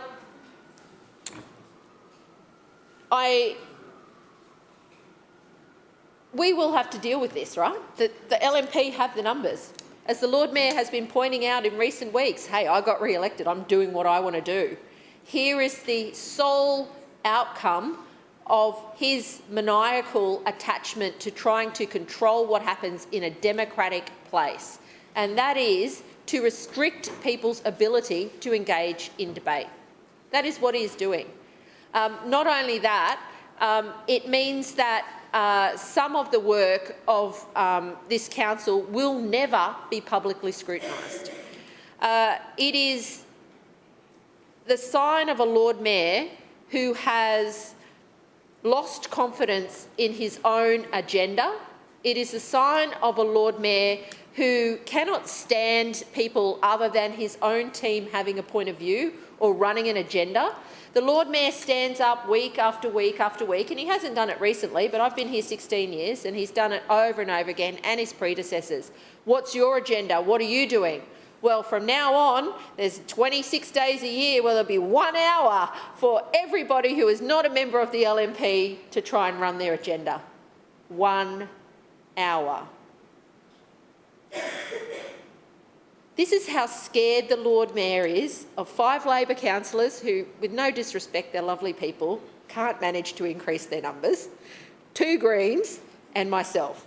This is what somebody with a massive majority and unfettered power now does. Unfettered power. The Lord Mayor completely controls what happens at Brisbane City Council. He can direct the CEO to do anything. Anything. Including not telling us about it. Including not telling us about things, who knows.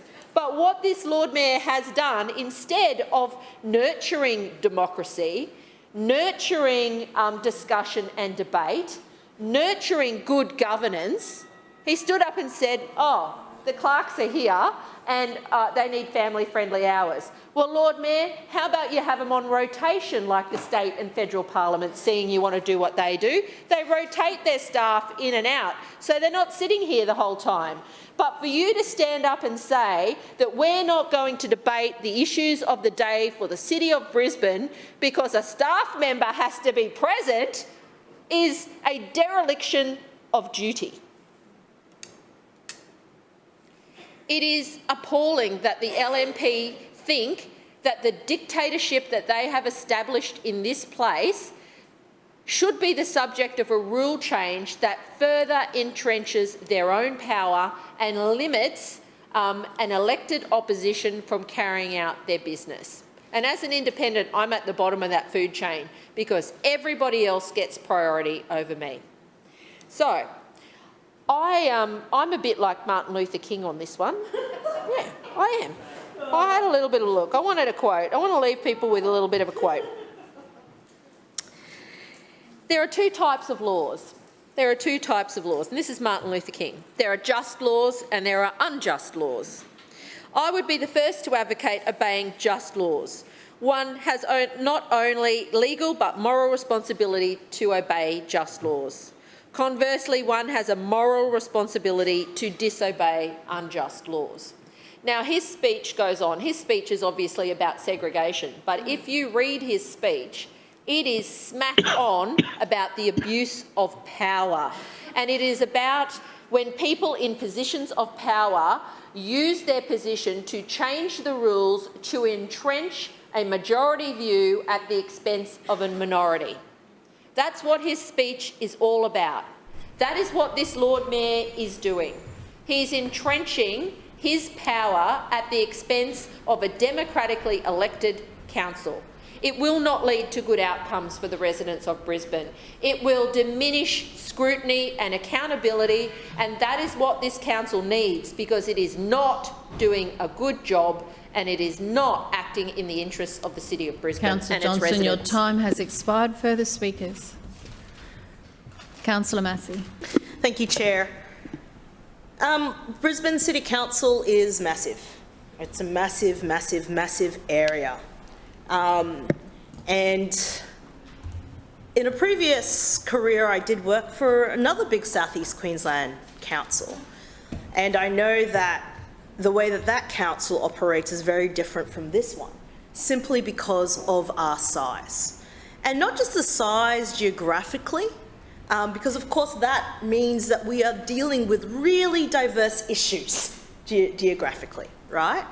But also because of the population, 1.2, 1.4 million people that we services, who are rent payers, who are renters.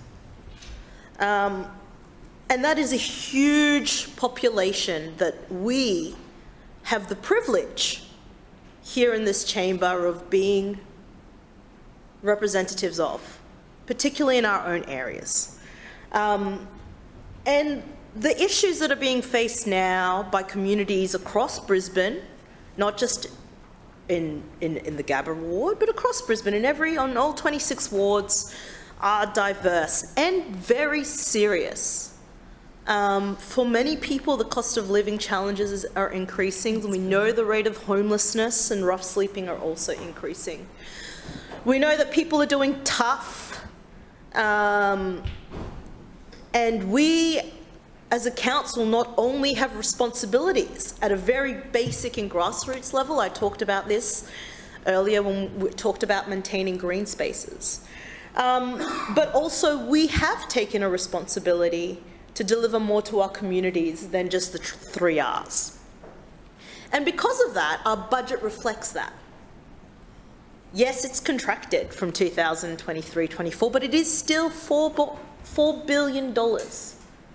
That is what this council, right, is responsible for. That is what the mega majority that the LNP have is responsible for. And in a place for debate, debate must happen. And that debate is not always going to be pretty. It's not always going to be,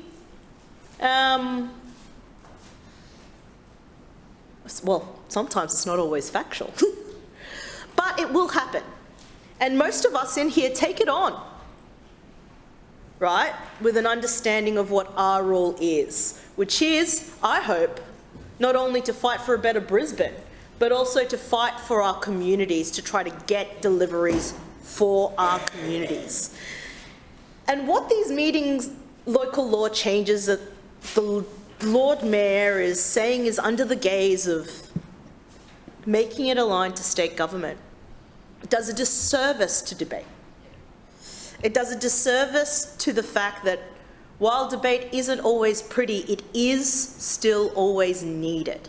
And it's not just needed, you know, by myself, but it's also needed for all the councillors in here. There will come a time, surely, where there are statements that the administration councillors want to make. There should be opportunities for administration councillors to move motions that are specific to their local constituents. And the truth of the matter is reducing this opportunity for debate with the limits of 3 hours for committees, with the reduction of speaking time, and everything else every other councillors through you, Chair, and the Lord Mayor has talked about today, particularly actually penalises certain councillors. And that is specifically all councillors that aren't the opposition leader who gets the 10 minutes. I know when we were here last time debating this, I was not awarded even an extra minute to continue to speak to what I think was an important thing to speak about. And you know, we can go on. We've talked about the fact there was 3 submissions. One was through you, Chair Councillor Fiona Cunningham, another one through the state government and a random person.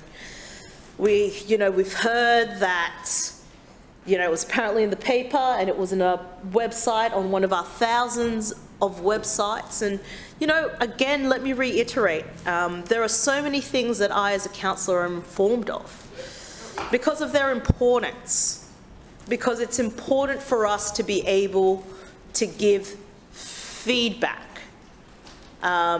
I just think of most recently the amendments to the heritage package. And apparently that heritage package, which is very important that we should give feedback, is more important to inform councillors about than how we meet in this space. And that's a real shame. And we know that this will pass. We know that the LNP administration will do what they need to do to make this happen. We'll believe the Lord Mayor. It's up, you know, I don't believe it's based on the fact that it's family-friendly hours. We've heard through you, Chair, Councillor Johnston, talk about the differences in chambers. I mean, the simple difference that we only receive our papers on Thursday afternoon and then have to come here on a Monday. That is not how state government works. And so, nonetheless, this will come through, and this will come through at a time when the city is really challenged, where our residents are really doing it tough, and where more than ever, residents across the city need voices of representation here in this chamber. And this is happening while there is a mega majority, which to me is even crazier, because anything the LNP want to pass will pass. But of course, the reality is we will adapt.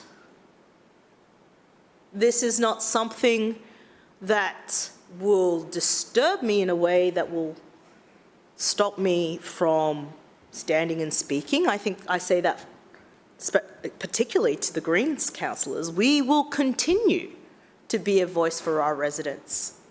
We won't stop. In fact, this will motivate us more. This motivates me more, because we will adapt. And what we want, of course, what everyone wants, is to represent this community. So even with these arbitrarily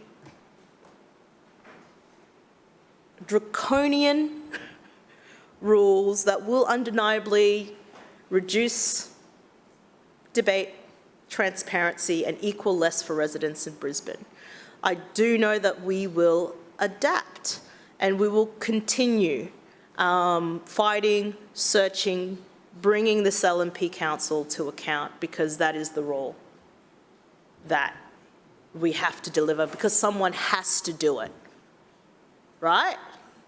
Because someone has to do it, because the LNP councillors, through the law that is making, are being made silent even more. Their speaking time is reduced. If they do want to speak to everything, they can't bring any motions up.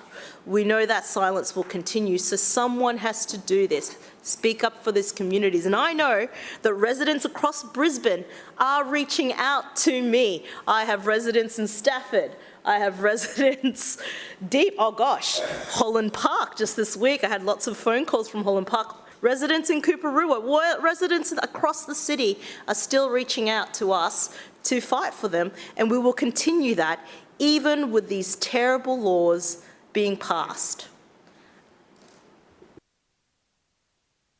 Further speakers? Councillor Cunningham. Thanks, Madam Chair. I rise now to speak on item G. As we heard last session, the meeting's Local Law 2001 has undergone amendments as a result of various changes to state legislation and regulation. Although more than half the amendments reflect the state changes, we on this side of the chamber have sought to introduce family-friendly hours at the same time. Following the period of public consultation and a state government interest check, before the chamber today is the final meeting's local law for debate. Council received a submission from the Department of Local Government. After it was discussed with our drafting officers, it was mutually agreed that no changes were required from their perspective. The submission that I made ensures existing custom and practice is maintained when it comes to the E&C debate, and to allow councillors giving their maiden or valedictory speech 10 minutes, something which we should all agree on. But the fact that no submissions were received from those opposite is actually case in point as to why these changes make sense.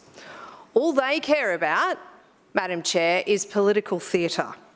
When it comes to actually engaging in a way to get things done, they're missing in action and they have no interest.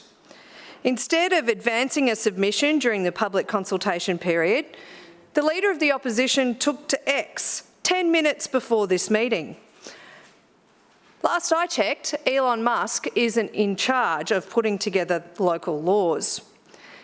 Now, I'd also like to remind the chamber that in the last session, Councillor Collier made some remarks. She said, and I quote, "On this side of the chamber, we will be encouraging all people to have their say." End quote.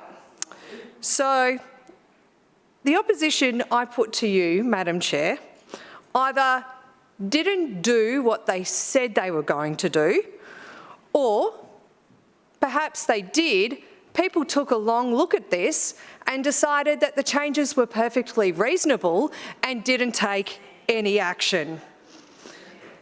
Over the course of the last few years, Labor councillors have talked about how they want council to be a progressive organisation, one that reflects a modern Brisbane. However, when this item came before Chamber last session, the opposition labelled these amendments an assault on the work of local councillors. Ironically, Councillor Cassidy had the temerity to say the amendments were a result of a so-called allergy to hard work. Madam Chair, the opposition have said they were bringing important issues to the council chamber last session. So let's take a look at what those important issues were then. Over the course of 4 weeks last session, the Labor Party advanced 24 motions. That is more than double the 10 that Labor had put forward in the last 4 years. 6 of those motions were budget submissions that had actually already been provided to the Lord Mayor. 4 of them, and this is where it gets quite funny, were to praise other politicians. And 1 called for an upgrade that we'd already committed to deliver. During this 4-week period of motion chaos, Council sat between 8 to 12 hours. We are not serving the residents of Brisbane if we are spending 8 to 12 hours watching those opposite generate data for lame Instagram memes. This is about making sure we're operating in an efficient and a transparent fashion. This is precisely why we have made a point of using the same reforms which were adopted by the Queensland Parliament in 2018, reforms which I note had the full support of the Greens at the time and obviously the Labor Party which brought them through. These are not groundbreaking changes. They simply aim to streamline meeting procedures, manage conduct and conflicts more effectively, and they set clearer guidelines for debate and for handling of motions. Madam Chair, the opposition say they want modern. They say they want progressive. And that's exactly what we are delivering. The changes before us will strengthen and improve our council meetings. They will ensure that we get the business of council done. They ensure we provide councillors with opportunities to discuss local issues, and they even provide the opposition with a dedicated session every meeting to progress their so-called alternative agenda for Brisbane. And at 5 minutes, I commend it to the chamber. Are there any further speakers? Councillor Collier. Thanks very much, Chair. Some days it feels like it is only getting harder for women in politics, and today is absolutely one of those days. Councillor Cunningham just used the words efficient and transparent, and I hardly think that the way in which the LNP have engaged in their absolute fake consultation with anyone, no notification whatsoever, is efficient or transparent. I'm taking this opportunity to yet again raise my objection to the LNP's changes, because that's what they are. These changes are the LNP's changes to the way in which this council runs. And do not for 1 second believe anything that the Lord Mayor or Councillor Cunningham says when they say it's just like the state government does, because it fundamentally couldn't be further from the truth, and they know it. The LNP Council like to pretend that they are family friendly. They like to pretend that they are progressive. But when the LNP have the opportunity, the numbers and the power to take the lead and make real changes, they make the choice not to. And every time this sort of stuff comes up, not only do they make the choice not to make change, they like to rewrite history while they're doing it. The LNP have demonstrated over the past few months in the motions that Councillor Cunningham, through you, Chair, just mentioned, This is what the LNP's record was from that. They have demonstrated over the past few months, they do not support reproductive leave for council employees. They do not support more funding for organisations that deal with people who are homeless. Yep. They do not support ending period poverty. Yep. They do not support family-friendly working hours in this place. Yep. If the LNP were actually committed to family-friendly hours today, we would be looking at a very different proposed meetings local law. Councillor Cunningham and the Lord Mayor in their speeches both referred to the conventions of the state government. What they failed to mention is that state government parliament sittings go over 3 days and start at 9:30 in the morning. That is extremely different to what occurs in this place. Council meetings start at 1 p.m. and they have often gone late. So if council was genuinely committed to making this place family friendly, you would think that they would do what the Lord Mayor just said and emulate what the state government's family friendly hours were doing. You would think that that's the case, but you peel back behind the surface just a little bit more and you see what this really is about. They've slapped the family-friendly sticker over it as an absolute mirage for what they're trying to achieve, which is stopping mostly LNP councillors from having a say and representing their communities, and I think that's really sad.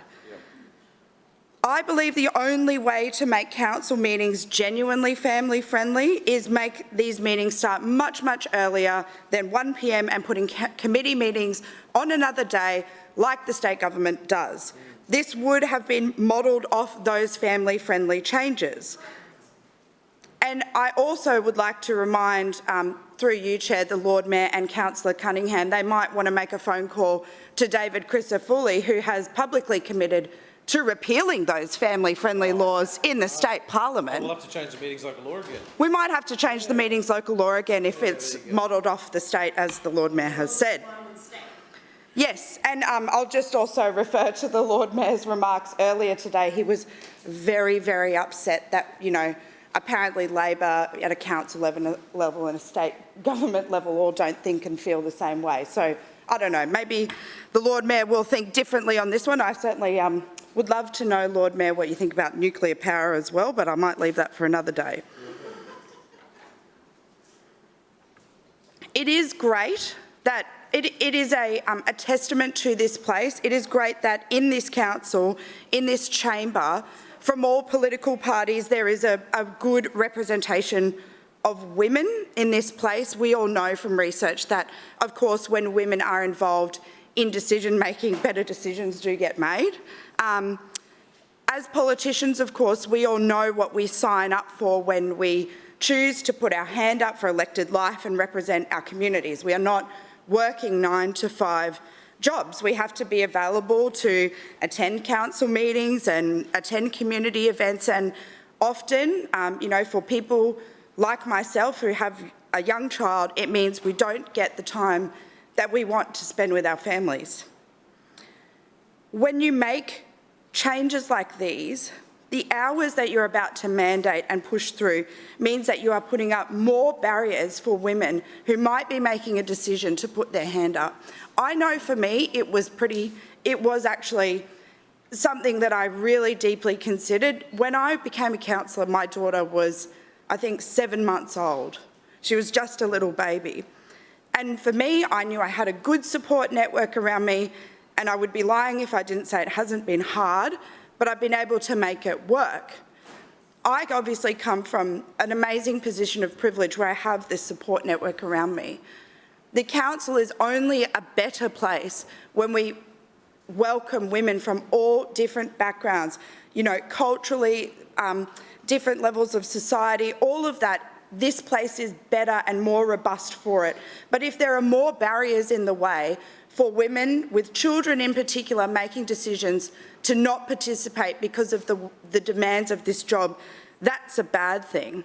So, Lord Mayor, when you first flagged these changes, through you, Chair, I asked you to consider making the meeting start at 9 a.m. as an option, to be truly family friendly as you have stated that you desire it to be, for councillors and of course the hardworking staff, many of whom I know do have children as well.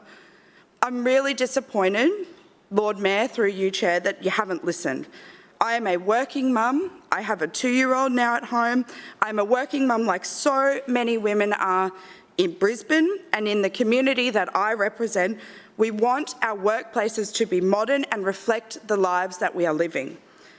But through you, Chair, the Lord Mayor has chosen to double down and not listen. So today we will not be supporting the LNP's changes. They are not good for women and they are not good for the people of Brisbane. Further speakers? Councillor Chongwa. Thank you, Chair. I'm speaking on the local amendment. Look, I also object to this LNP under instruction amendment. I think it's disgraceful. And I will also support what Councillor Johnston and Councillor Massey said on all the different elements that are changing these local laws that are undemocratic. And also, we didn't receive any notification for community consultation, which is absolutely appalling. Our community deserve way more. Limiting speaking time, our residents deserve way more. They deserve a robust debate on important issues like unsustainable development, pedestrian crossings, safe streets for people. They deserve a lot more. And I think it's shameful that you think that it's okay to shrink our democracy right here in this space in our council chambers. Absolutely shameful. So I also like to say that, yes, it is a fake family-friendly hour. It's an absolute farce, an absolute farce. Our community deserve full transparency and accountability, and as a representative of the Paddington ward, our community deserve more. We're in crisis on so many different issues, from unsustainable development in flood-prone areas, from safe streets for people. We only have one new traffic calming project for the entire city, and yet, you know, having to debate on that will be shrunk. So I'm definitely not supporting this amendment, and I'll keep it brief now, but I just wanted to say that. Thanks very much. Further speakers? No further speakers? Lord Mayor. Thank you, Madam Chair, and thank you to the councillors who have contributed to this debate. Well, we've heard some really over-the-top claims today, and disappointed but not surprised by those claims, particularly the claims that somehow something that's going on here is anti-democratic, particularly straight after we've had a democratic election which has re-elected this administration democratically. So the will of the people has been exercised just recently, a matter of months ago, and opposition councillors might not like it, but we didn't put ourselves here. We didn't somehow seize power. This is a democratically elected administration, just like it has been right from the beginning. And so Labor councillors, opposition councillors might not like the outcome, but it's the outcome that the people of Brisbane have delivered. So it's a ridiculous claim, straight after we've had a democratic election, that somehow this is anti-democratic. The reality is, Councillor Cassidy in particular, his language is really quite offensive. Have you noticed he started to use the term regime, and he thinks he's real clever, as though we've seized power in a coup, as though the tanks have rolled in and the soldiers have rolled in, and that's how we came to be here. Well, actually, every person in Brisbane who's enrolled to vote got the chance to vote, and they voted, and they supported this team to be in administration. Why? Was it because they weren't paying attention to what was going on? Was it because they don't know what's going on in Brisbane City Council and somehow they made a mistake? Maybe that's what opposition councillors like to think, but the reality is people did what they've done consistently now for many elections, and they supported us because they think overall we're doing a good job. Now, I'm the first to admit We need to continue to double down and do better in a whole range of areas, and there are some pressing challenges our community needs. So I'm not going to suggest in any way, shape or form that everything's perfect and that we've done a perfect job. Of course, we need to do better. But the reality is people have democratically supported us to be here. Now, one of the major claims which I found to be incredibly misleading and disingenuous that Councillor Cassidy made was that councillors won't have any opportunity to raise local issues. Did anyone hear that claim being made? There's no opportunity to raise local issues, according to Councillor Cassidy. Well, let's put this to the test. Start off the meeting. We do the acknowledgement of country and the prayer, we do the apology and the minutes of the meeting, and sometimes we have a public speaker. And what happens next? Question time. Does any councillor have the opportunity to raise a local issue in question time? Well, in fact, everyone does, except for myself and the chairs, because they're the ones getting asked the questions. And so week in, week out, what do we see happen? Do Labor councillors ask questions about local issues? Okay, well, look, let's see what happened today. The newly elected councillor for the southern suburbs in Callanvale Ward, Councillor Kim, did she ask about a local issue? Did that councillor ask about a local issue? She asked about the Kurilpa TLPI. So had the opportunity to ask about a local issue, didn't. Tried to make a political point instead. Now, Councillor Collier asked me a question. Did she ask about a local issue? Obviously nothing going on in her ward, nothing important that she would want to raise? No, she made a political point about the Brisbane Metro.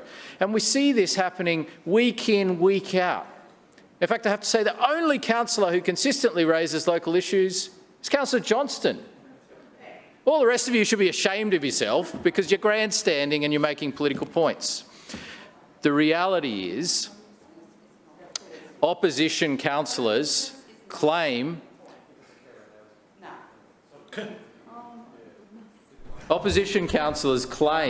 that they want to raise local issues, but in the fact what they do is raise political issues and make political points. Point of order. That has been their consistent... Cassidy. 1 moment, Lord Mayor. Point of order, claim to be misrepresented. I note your claim, Lord Mayor.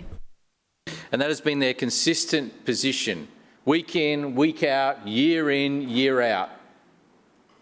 They're quite quick to forget local residents, and they always go for the political angle. And, you know, they're also quite quick to forget local residents and support their union mates. And so, you know, everyone can see through the ridiculous claims that are being made. But question time is only one part of the meeting. Is there any other opportunity to raise local issues? General business, absolutely. Any councillor, including myself, including the chairs, every single councillor can raise an issue, a local issue, in general business. And in fact, they can raise any issue about anything in general business. They could speak on any issue they want. That hasn't changed. General business still gives everyone the opportunity to speak on any issue they want. And in fact, the changes proposed will potentially allow more people to speak in general business because it will be more succinct. And so no denying of people to use their general business opportunity. That general business opportunity exists now and it will continue to exist going forward. A further opportunity to raise local issues, committee reports and E&C. If any aspect of a committee report or an E&C report relates to an issue in their ward, they can raise an issue in that committee as well. And so take, for example, today, contracts and tendering, various contracts, various proposals across the city. Any councillor that has a local issue impacted by that E&C can speak on the reference of that E&C submission or that contract to their ward.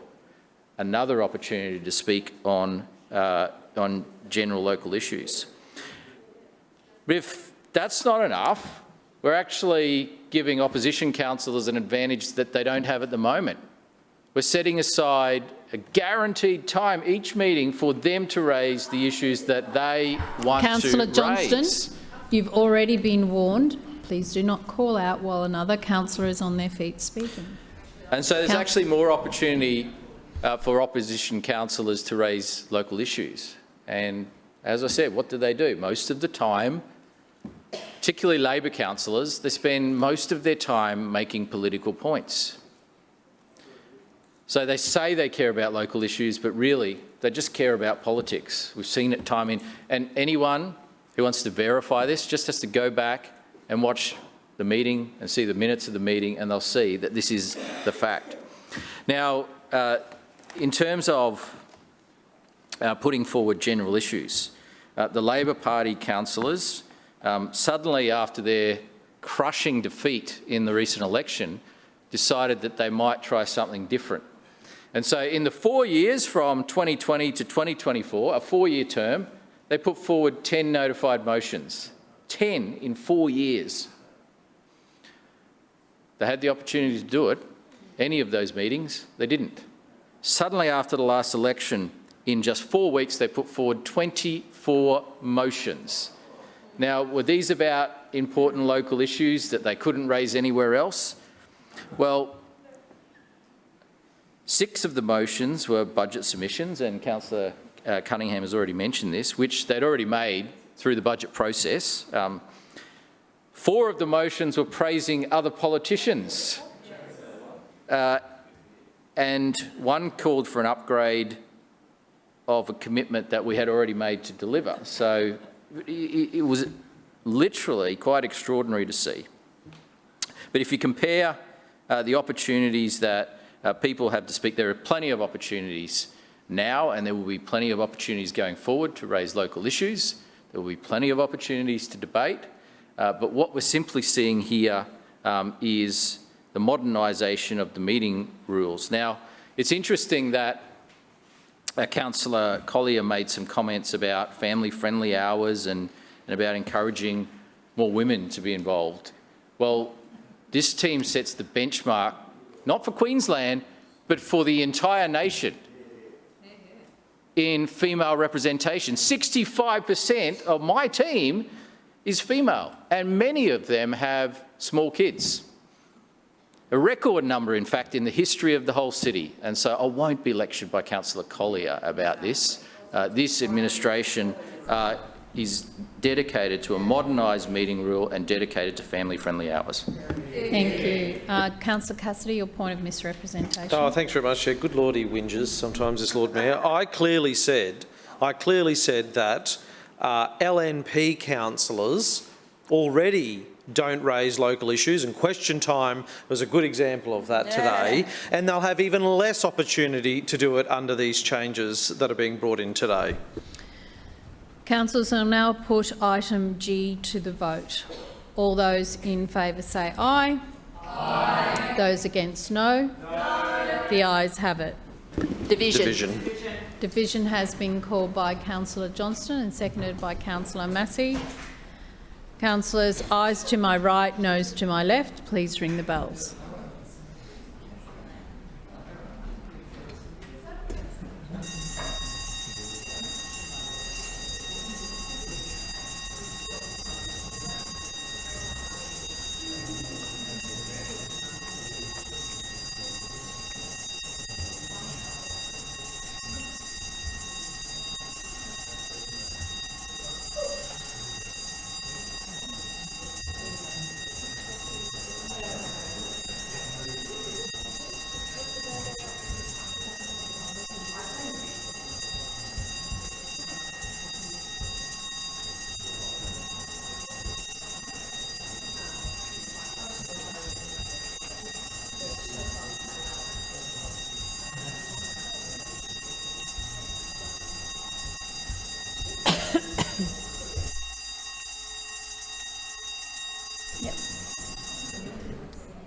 Clerks, please read the results.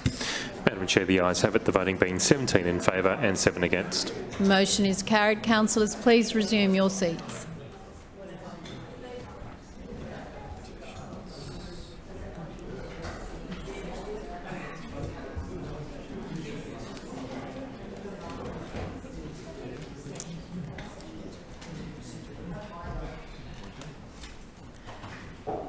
Councillors, are there any petitions?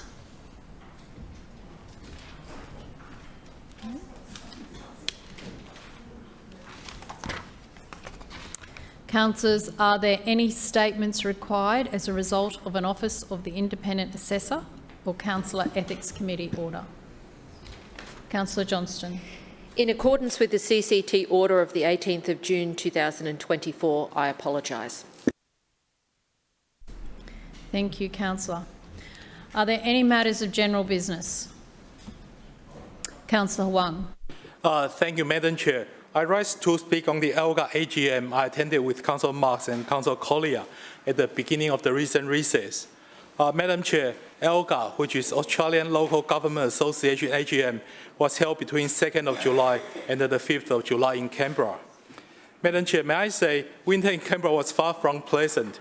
As soon as I arrived at the Canberra airport, I started to miss Brisbane's subtropical weather. This was my first time attending the ELGA conference, and it was an eye-opening experience for me. The theme of this year's AGM was building community trust. However, my observation was that the focus for most delegates was on cost shifting from the state governments to local governments, and further discussions of lobbying the federal government to increase financial assistance grant, which the association is trying not to refer to as FAG, for an additional 1%. As we all know, the functions and compositions of local governments are very different between each state, and that each state and LGA is facing different issues. Even in Queensland, there are significant differences between metropolitan to regional and rural councils. In many ways, Brisbane is more like a city-state compared to all other local government areas across Australia. The conference was opened by the new Governor-General, Her Excellency the Honourable Ms. Sam Mostyn AC. This was her first public event as our new Governor-General. Then there was the address by the Minister and Shadow Minister for Local Government. The conference split into several sessions, and I chose to attend a very interesting roads and transport session. I understand Councillor Marx and Councillor Collier chose different topics, giving Brisbane City Council strong representation at the conference, and to help bring back different ideas to share with the Chamber. As I was new to the conference, I was surprised that the roads and transport session was primarily a regional forum, and the main discussion points were about heavy vehicle regulations. The participants mostly discussed the impacts of heavy vehicle regulations and road quality on the vibrancy and health of our regions. However, I promoted Brisbane's work on the metro at the forum when several interstate councils raised questions and concerns about the future of public transport in Australia. Madam Chair, it was a 4-day conference, and it was divided into seminars in the morning and the early afternoon, and the delegates debated the motion for the rest of the afternoon. At these forums and motion debates, we saw that there are significant differences between the metropolitan and regional councils, as well as councils in different states. For example, there are several interstate councils that are addicted to forcing all new dwellings to ban gas stoves, and those LGAs move a number of motions try to push these policies through the conference. However, all motions of this type were voted down by regional council delegates due to impracticality. Other than the conference programs, delegates were also invited to dinners hosted by multiple different organizations. The most impressive one was the dinner at the Parliament House, where they presented a number of national local government awards. The reason this impressed me so much was the winners of these awards. Take the Waste Management Award winner, for example. This award went to Inner West Council in New South Wales for CRC rap video project. That was the first time I learned you can win an award in waste management by doing a rap video. Another example was the Productivity Through Infrastructure Award, for which Brisbane Metro was one of the entrants. But the award went to the City of Stirling in Western Australia for their trackless tram trial. To be honest, I really question the credibility of these awards under the federal Labor government, when the trial has received a higher accolade than a $1.5 billion project that will have much greater impact on productivity for Brisbane. Madam Chair, this conference provided us with an opportunity to share our experiences and broaden our horizons and network with other local authorities across Australia. And I look forward to hearing from Councillor Marks and Councillor Collier about their perspectives on the conference. Thank you. Further speakers. Councillor Collier. Thanks very much, Chair. And just one item of general business, the Australian Local Government Association Conference and National Assembly. It was amazing to have the opportunity to attend the conference and National Assembly in Canberra alongside representatives not only from our council but hundreds of local councils across the country. It was amazing actually to network with other councillors and hear about, you know, our many differences, I guess, but also our many shared challenges that we're all trying to address together, and the shared care for the communities that we represent. So whether you're, like us, the largest local government in the country, or if you're from a council with a budget of $2 million and a ratepayer base of 600 residents. On the Tuesday and the Wednesday, I attended sessions on housing and community infrastructure, politics and civic engagement, the local government report, intergenerational equity and fairness, and community trust in the built environment. There were many insights we can take away from these presentations and panel discussions.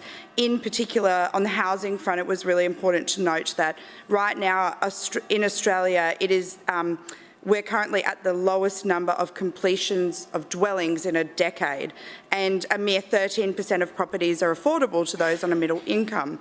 Housing was, I'd say, a huge focal point of the conference and one of the top issues discussed amongst delegates and observers at the conference. It was a common belief that from the people that I spoke to, that all local governments have a massive role to play in addressing housing supply and the infrastructure required to support new homes. Private markets certainly aren't going to be able to deliver it alone. So most of the feedback that we collected, talked about everyone working collaboratively, all levels of government to address housing. Certainly it's on the agenda at the National Cabinet level, and the ALGA has done a great job so far at bringing our voice as councils to the national conversation. This resulted in the announcement at the conference of a new $450 million community enabling infrastructure stream that is accepting applications from state, territory and local governments. This funding is the second stream of the Commonwealth Government's housing support program. It was amazing to hear Her Excellency the Honourable Sam Mostyn, AC Governor-General of the Commonwealth of Australia, officially opening the proceedings in what was Her Excellency's first official public appearance. We were all very inspired by her words, and across the few days of the conference we had amazing opportunity to not only hear from but ask questions of federal government ministers relating to local government, infrastructure and the like, and shadow ministers too. There were a record number of motions put up for debate by Council this year, and lots of interesting debate for me to listen to as an observer, not vote on as a delegate like Councillor Huang and Marks were. There was debate on issues like rural infrastructure, Commonwealth funding for smaller councils, guaranteeing super for councillors. This one was interesting as well because this issue is predominantly affecting women for the non-payment of super, insurance, public transport and many, many, many more. I'm sure that Councillors Huang and Marks voted in support of motions that benefits the residents of Brisbane. We also paid tribute to outgoing ALGA President Linda Scott, Councillor Linda Scott, who's done an outstanding job really and is respected across the political divide in her work in leading the charge to represent local governments on a national stage. We all wish Councillor Scott the best, as she has announced that she will not be standing at the upcoming New South Wales local government elections, and her term as ALGA President will end shortly. I hope whoever decides to step up and nominate to be the next ALGA President might be from the amazing state of Queensland. The other part of the Canberra trip, of course, was Friday's Australian Council of Local Government. The Prime Minister especially mentioned that he wanted to reconvene this because he, as a former local government minister himself, really did place high value on the importance of local councils coming together and having that direct line to the Commonwealth. So we heard at the council from the Prime Minister, other ministers, again relevant to local government, were in attendance and were able to engage in really meaningful and quite frank discussion, which I thought was amazing. So it was great to have Ministers Christy McBain, Chris Bowen, Catherine King, Murray Watt, Senator Anthony Chisholm and more. It was a great opportunity for local representatives to hear about topics on service delivery, housing, infrastructure, disaster recovery and climate change. In summary, these events, it was an amazing opportunity. I'm so grateful that I had the chance to attend, and these events really are vital for all of us to connect with other local governments from across the country and make our views known in the nation's capital, advocate hard for better funding and share our experiences. I do thank Brisbane City Council for the opportunity to attend, and I look forward to attending the LGAQ conference later this year. Further speakers, Councillor Adermann. Yeah, thank you, Chair. I move that the motion regarding upgrades to Benheim and Ormskirk streets and areas around the Cullenvale District Sports Park be taken off the table. Seconded.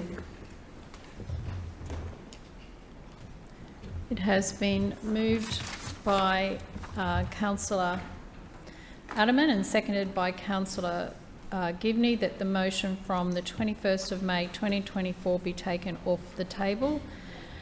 This is a procedural motion, so I now put it to the vote. All those in favour say aye. I get to speak to it? Yep. You have to move that it comes off the table. All those in favour say aye. Aye. And those against say no.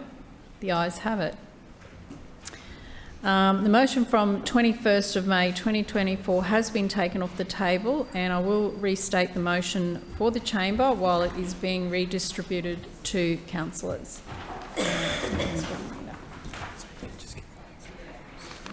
Motion. That this council calls upon the Lord Mayor to upgrade Benheim Street, Ormskirk Street and areas surrounding Cullenvale District Park in the upcoming 2024-25 council budget.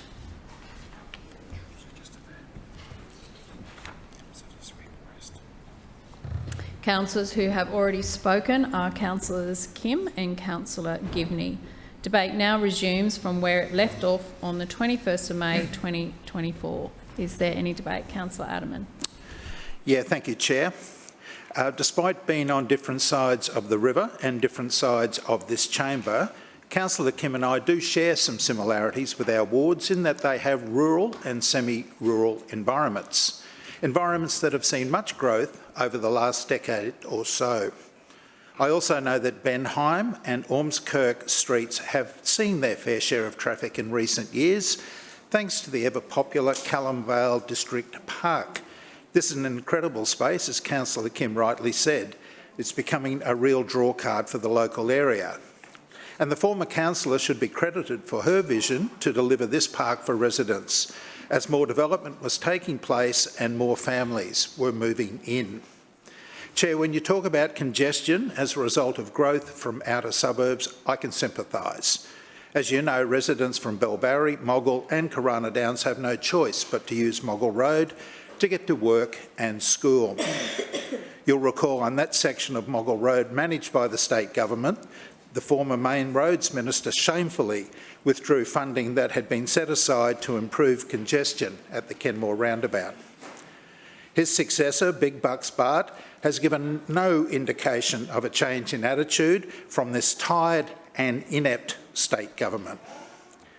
Thankfully, on that section of Moggill Road that we control, the Shrinner Council is investing in the Indooroopilly roundabout upgrade that will help ease some of the congestion issues my residents face. One moment, Councillor Adermann. Just on relevance, I'm not sure if Councillor Adermann's picked up the wrong speech, but I understand this motion is about Cullenvale, not Moggill Road.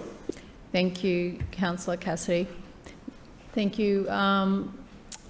Councillor Aderman, you have 8 minutes. Yeah, thank you, Chair. Chair, the correct process to advocate for capital funding is through a budget submission which will be considered against all other requests citywide on a cost versus community benefit basis. But I should point out that this area has acreage properties that are transitioning to urban allotments, and as part of that, roads get upgraded when development occurs.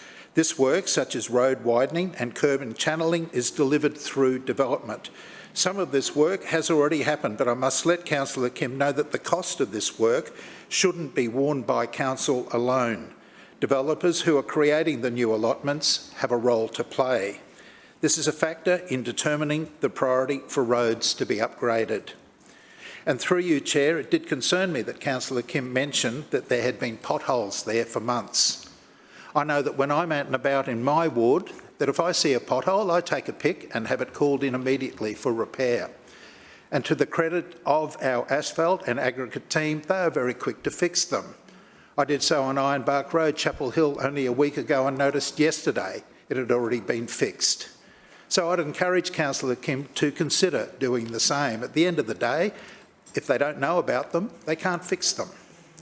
So while Ormskirk and Benheim streets have not been funded in this financial year, Councillor Kim can still ensure her streets are maintained to improve safety. Chair, in closing, let me assure Councillor Kim that this council is absolutely committed to balancing our budget to keep pressure off rates and rents, improving public transport and, importantly, building better roads to keep Brisbane moving. Sadly, this view has not been shared by those opposite, and the recent election campaign where their Lord Mayoral candidate said that building roads was not the answer. Thank you. Thank you. Further speakers? Councillor Johnston. Yes, I just rise to speak on this motion while I can, because there won't be much time in the future. Might be the last time, who knows. But I just want to thank Councillor Aderman for his extensive consideration of Councillor Kim's amendment that was put forward here today. I wasn't aware he was the chair of any of the committees of Brisbane City Council or on Civic Cabinet. I think during the budget debate he maybe spoke once or twice. I'm not sure that he particularly has any responsibility when it comes to this. So we just know that Councillor Johnston, are you going to talk on the motion or just about Councillor Aderman? Please go to the motion. Do you mean Moggle Road or Bark Street or Councillor Cassidy? Or the council budget motion that's before us that I'm speaking to? Which one would you like me to talk about? Because I'm happy to do it. Let's stick to the motion that's before us, please, Councillor Johnston. Yeah. I can't see Moggle Road. Yeah. How nice. I don't recall Councillor Aderman having any responsibility in this area. I don't recall him even making much of a contribution during the budget debate. However, as a new councillor, Councillor Kim has put forward an issue in her area that requires council's attention and consideration. And what is it that the LNP do? We heard the Lord Mayor here today. According to him, the ALP doesn't raise local issues. According to him, the ALP couldn't be bothered with local issues. What exactly has been going on? Councillor Givney, the councillor for Wynnum Manly, blocked Councillor Kim's motion months ago, and now they've sent out Councillor Aderman to talk about Moggle Road upgrade in her motion about Callum Vale. That's how the LNP run their agenda. And fix your potholes. That's how the LNP respond to a local councillor standing up in her area advocating for an outcome for her local community. That's what they do.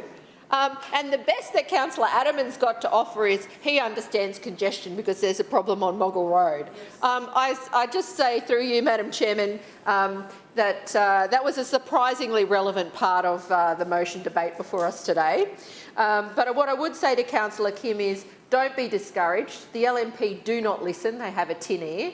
The Lord Mayor couldn't be bothered to be here, but you need to continue advocating for your local community, and I support your efforts to improve your local suburbs. Further speakers?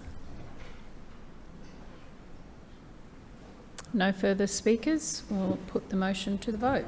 Of course, right of reply. 5 minutes. Councillor Kim. Thank you, Chair. Well, I have to say this is the first time that I've ever had anything like this happen to me in the chamber before.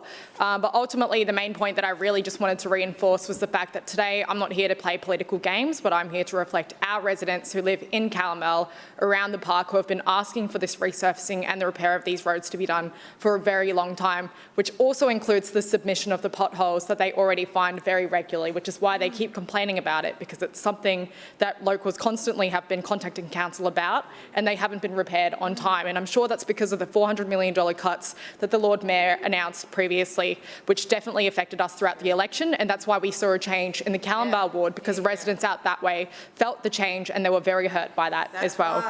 That's probably the main point to really relay, other than just in regards to the comment about credit with the former councillor.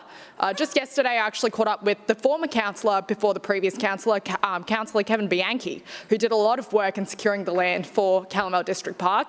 He gave me a lot of really good tips to think about when it comes to improving our local area, and we're both really ecstatic to make sure that we return residents the justice that they deserve with their council rates that they're paying, because what residents told me again and again, and I personally door-knocked all of the townhouses around this to Calamel District Park as well, and they told me that we're paying more but getting less in return with all of their council rates every single quarter, and everyone's just getting sick of it. So today I'll definitely be letting our residents who live all around this area know about how disappointing it is that the LNP Council have decided to pull off a very important motion about an issue that people have been complaining about for a long time.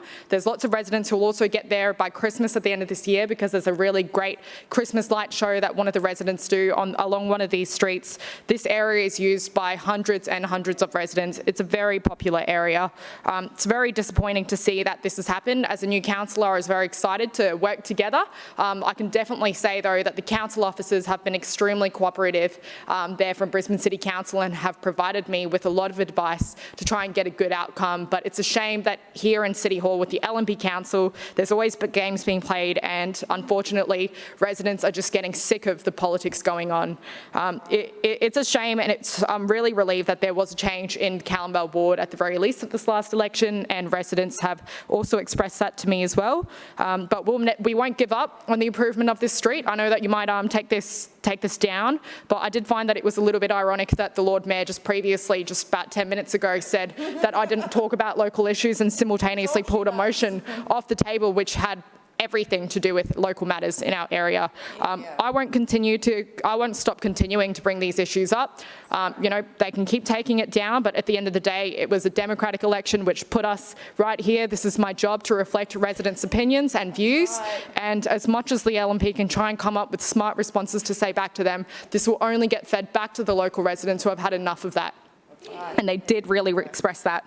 Otherwise, thank you so much for all of your advice. I'll definitely take that on board. And we hope to work together. Hopefully we can talk about these matters again. I do appreciate that Councillor Adaman did note that we had quite a few things in common. I know there are some great projects you're working on as well, so I look forward to hopefully seeing you next week in committee meeting and talking about how we can continue to work on Ormskirk and Benheim Street and improving that. Thank you. We'll now put the motion to the vote. Those in favour say aye. Aye. Those against, no. No. Okay. Division. The noes. Seconded. Have it. A division has been called by Councillor Cassidy and seconded by Councillor Collier. Councillors ayes to my right and noes to my left. Please ring the bells.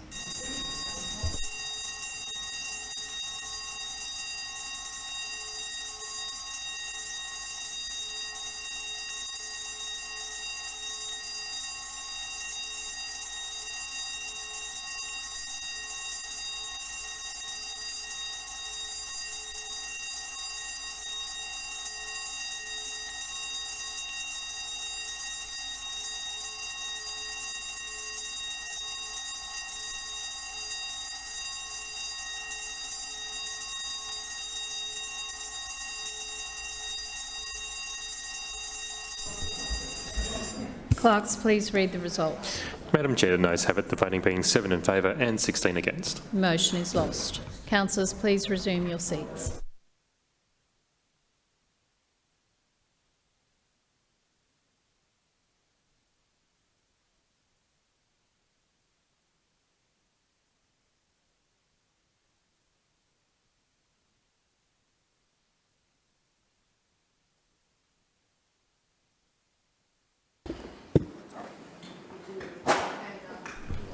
Further general business? Yes, thanks, Chair. Thank you. Councillor Cassidy. Thanks very much, Chair. I rise to speak about Share the Dignity's bloody big survey results.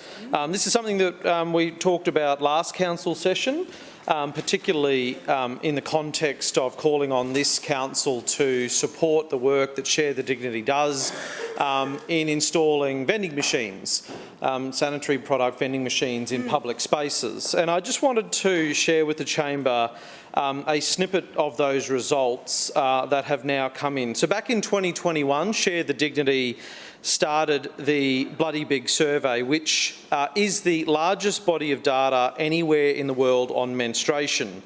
Well, was until this year's Bloody Big Survey. So back then there was 125,000 respondents, and that data was a game changer, not only here in Australia but around the world. Now, in the 2024 survey, we've seen 153,620 respondents, which is quite an incredible data set that not only Share the Dignity can use for advocacy, but governments like Brisbane City Council can use to make practical social change in our communities. Some of the important points that Share the Dignity have highlighted include that 56% of respondents said they missed work due to their period. The economic cost of this is estimated to be at $9.6 billion annually. 74% of respondents would have a higher opinion of their workplace if they provided period products. 21.75% of Aboriginal and or Torres Strait Islander people were unable to afford period products in the last 12 months, compared to 6.9% of non-Indigenous people. The number of university and TAFE students who had to improvise on period products due to cost increased from 19% in 2021 to 25% in 2024. And 68% of residents missed sports due to their period, and for 76.5% of respondents, this was due to fear of leaking. This is an incredible data set. Share the Dignity is an incredible organisation that do amazing advocacy in our city here in Brisbane and communities right around Brisbane, around Queensland, around Australia and around the world. And I'm very proud to know and work with Rochelle Courtney, the founder and women's equality advocate, and to have Share the Dignity based in my ward. One of the things that the data underscores, of course, is the urgent need for continued action. And Share the Dignity have said they're going to continue to work with corporate organisations, schools, community centres, sporting organisations and all levels of government to ensure we can continue the mission to end period poverty in Australia, and particularly through the installation of dignity vending machines in public spaces in supporting those affected by period poverty. As we discussed last session, we have one of those in the Sandgate Aquatic Centre. Share the Dignity are very keen to see one of them in the Zilmere Library. And I know during that debate, Councillor Howard said she was going to discuss this with Rochelle Courtney at the Homeless Connect event and to see how Council could work with Share the Dignity to roll that out. I'll be catching up with Rochelle shortly to see how those discussions are ongoing with Brisbane City Council and to see how far along we are in making sure that we can get more of these vending machines and more action rolled out across council venues and across Brisbane. But again, just a massive congratulations and shout out to Share the Dignity and to Rochelle for the work that you continue to do in this very important space. Further speakers? Councillor Marx. Yes, thank you, Chair. I just rise very briefly to speak about the local government conference that, as has been mentioned, Councillor Huang and Councillor Collier and myself recently attended at the beginning of the recess break. Generally, it's held when we're doing budget, but this time, for the first time in years, they actually delayed it somewhat, which meant none of us had to miss budget. and we spent the first week of our recess down in Canberra, which was cold, but I might add not quite as cold as Hobart when I went there for the Rotary event that I had to go to. But anyway, back to Canberra. Both Councillor Huang and Councillor Collier have both very ably covered just about everything that was said and done at that conference, so I'm not going to repeat a lot of what they've already said. So I'll talk about a couple of other things, in particularly some about the 74 exhibitors that were there at the show. There was a couple there that was interesting. One was the Young Mayors and YLAB, which obviously was to do with all those young ones coming through into our space in the local government area and that. And interestingly enough, I met a mayor and he was 26 years old, so I thought that was interesting. But he was quite a cool guy to talk to. They had information on different types of restrooms there. They also had, obviously, MacArthur. Now, these guys are big sponsors of the convention, and they had the most popular booth purely because they were giving away free coffee. So they had long queues at all time. Mobile Muster was there as well, as they are every year, and I have to say I'm really, really disappointed we did not pick up the Mobile Muster Award this year, as we have done every year in the past. Generally, because we are the biggest council, we always do the most recycling. However, Cairns pipped us at the post this year, so I suggest from that we need to lift our game and do something about that, because we cannot be beaten by Cairns Council. There was a booth there on Airbnb, and I got some stuff from that for Councillor Cunningham, knowing the amount of work that she's done in that space, and they were very impressed with what Brisbane has so far produced in that. Of course, there was the Algua booth, and the women there do a fabulous job in supporting everybody in the local government area, and I know Councillor Collier has mentioned already Councillor Scott. She does an amazing job, wonderful speaker. NBN was there, and it was lovely to catch up with Kylie. Those of you who know Kylie will know who she is and who I'm talking about, so we had a bit of a chat. And there was also another booth there on Near Maps, which of course we all use. There was another one there selling a new thing. So we all know about Brisbane Monopoly. These are the guys who do that, and they actually do personalised monopolies. So you can do long reach, or you could even do north side of Brisbane or south side of Brisbane or something like that. So I got them to send through some quotes on what that might look like. Now, every year there is a word of the year that comes out, and this year it's actually two words that I've decided, and the words are cost shifting. So that was a big thing also at the conference as well, and that's something actually the Lord Mayor talked about just this afternoon. Page 4 of the document folder brochure thing that we got at the conference. Council's disappointed with federal budget. I'm going to table that piece of paper that I've ripped out of that book, because I think it's actually really something important that everybody should read about. But I just want to also mention a couple of slides that were mentioned at the by one of the speakers, and it says, what does sound local government finance look like? So, fiscal autonomy. Council should have independent access to a tax base commensurate with their service responsibilities.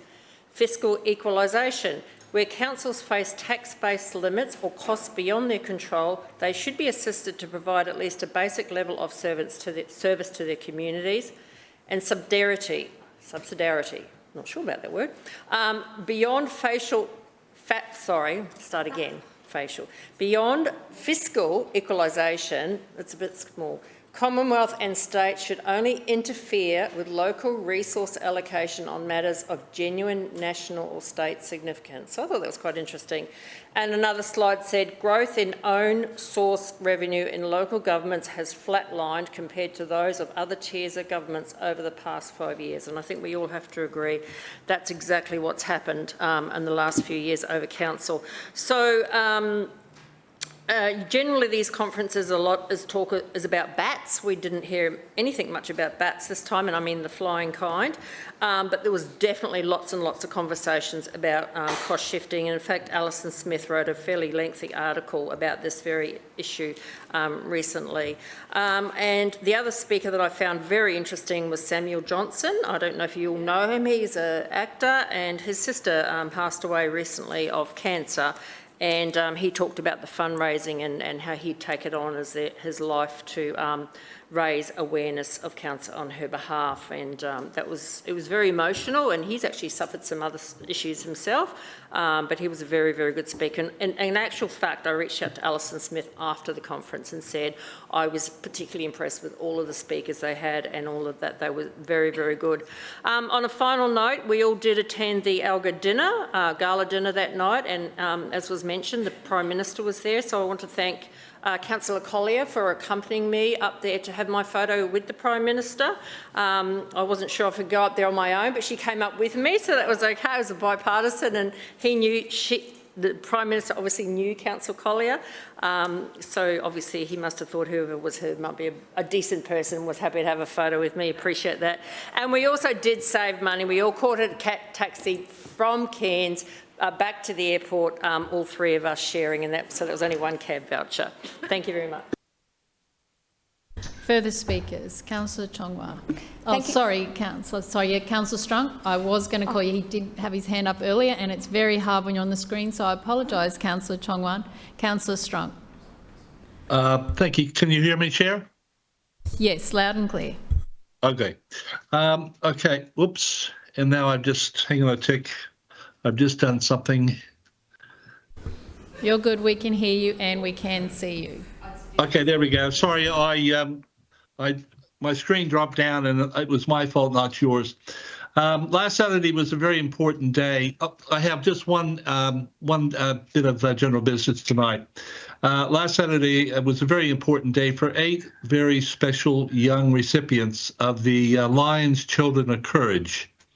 My Lions Club of Forest Lake initiated this program after seeing what Western Australian was doing to recognise a very special group of young Australians with special needs and their families who are supporting them. It's if I can try to paint a picture, the special needs varies quite considerably, as all councillors can probably imagine. It was really good that that my Lions Club has done this for almost 20 years now, because we have some really special kids out there in our special schools that really do it tough. But with their family supports, of course, they get their education and they move on with their lives. But this is just a special recognition by the community, not just Lions, by the community as well, because we have businesses involved as well.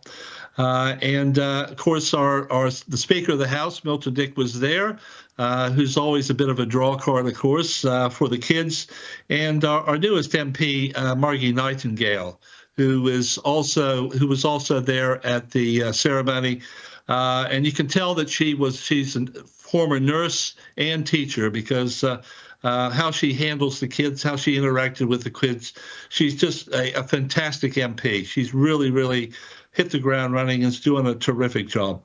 Anyways, Milton, of course, as I say, the draw card. Of course, I come the second, well, the third in line, basically. But because those two are really out there, and the kids really wanted to talk to them. It was just really great to see the reaction, of course, on their parents and siblings' face when they came up and received their awards. They were so proud of them, and they were so happy that they had been identified as an award recipient in this particular year. I just want to thank the Forest Lake Lions Club for continuing on with this program for the last almost 20 years now. And I recommend any of the councillors who have Lions Clubs in their areas, in their wards, that they undertake this award ceremony as well in recognition. Our district governor, Richard, was there as well. So much he supports it greatly as well. I just want to finish my comments there. Thank you, Chair. Thank you, Councillor Strunk. Councillor Chongwa, thank you. Thank you, Chair. Through the Chair, I rise to speak on the one item that is the rehabilitation of Mount Cootha Quarry and the Shrinner Council's plan for its privatisation.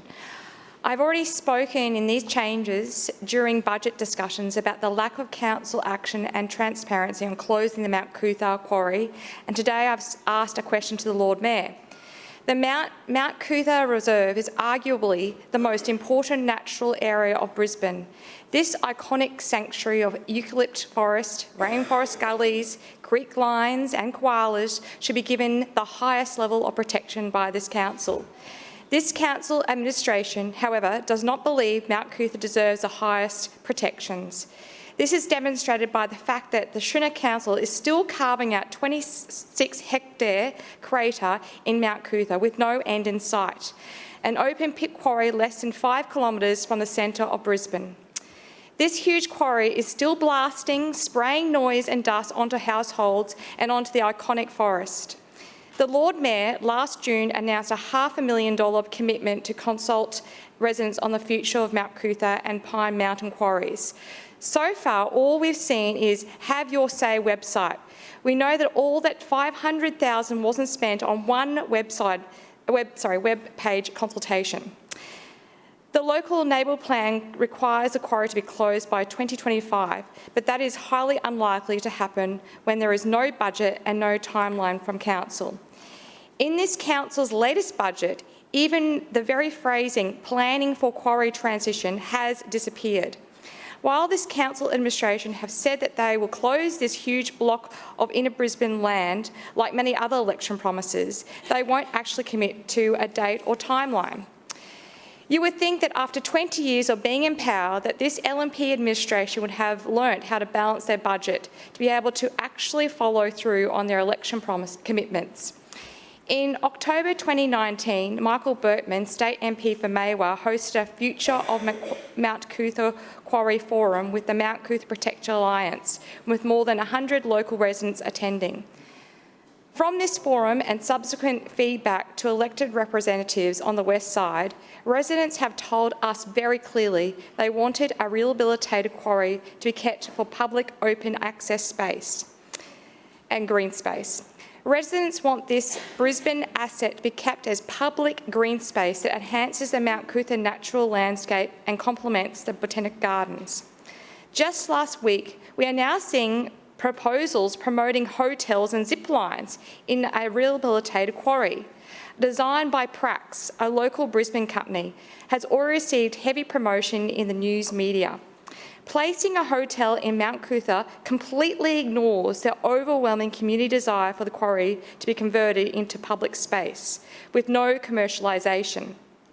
The Lord Mayor's response to this proposal for a hotel and zipline in Mount Coot-tha was to clearly signal that a Shrinner Council wants to prioritise and commercialise Mount Coot-tha to maximise tourism. We heard the Lord Mayor in Chambers today that we need an income source. We need private investment. That means a new large area of Mount Coot-tha will become privatised. I will say it again. It is vital that revitalised quarry is kept as public green space, and it concerns me deeply that this Shrinner Council is showing support for a major privatisation and commercialisation of Mount Coot-tha, including hotels and zip lines. Prax inclusion of a zipline also flies in the face of the community's opposition to a zipline. In 2019, the Lord Mayor, who had only held his position for 4 days, agreed with the residents of Brisbane that Mount Coot-tha was not the right place for a zipline. I quote the Lord Mayor from an article with the ABC Radio Brisbane on the 11th of April 2019. "The majority think Mount Coot-tha is not the right spot for it." The Lord Mayor went on to say, "I believe the community believes there are other locations where something like a zipline can occur. When we voted on this project in Council back in December 2017, there had been very little community feedback. You have to listen to people and then you have to make clear, strong decisions, and that's what we've done here." Following on from all extremely generous developer infrastructure discounts this council, Shrinner Council, are giving to their developer mates, this administration now see an opportunity to hand over some highly sought-after public land to private developers as well.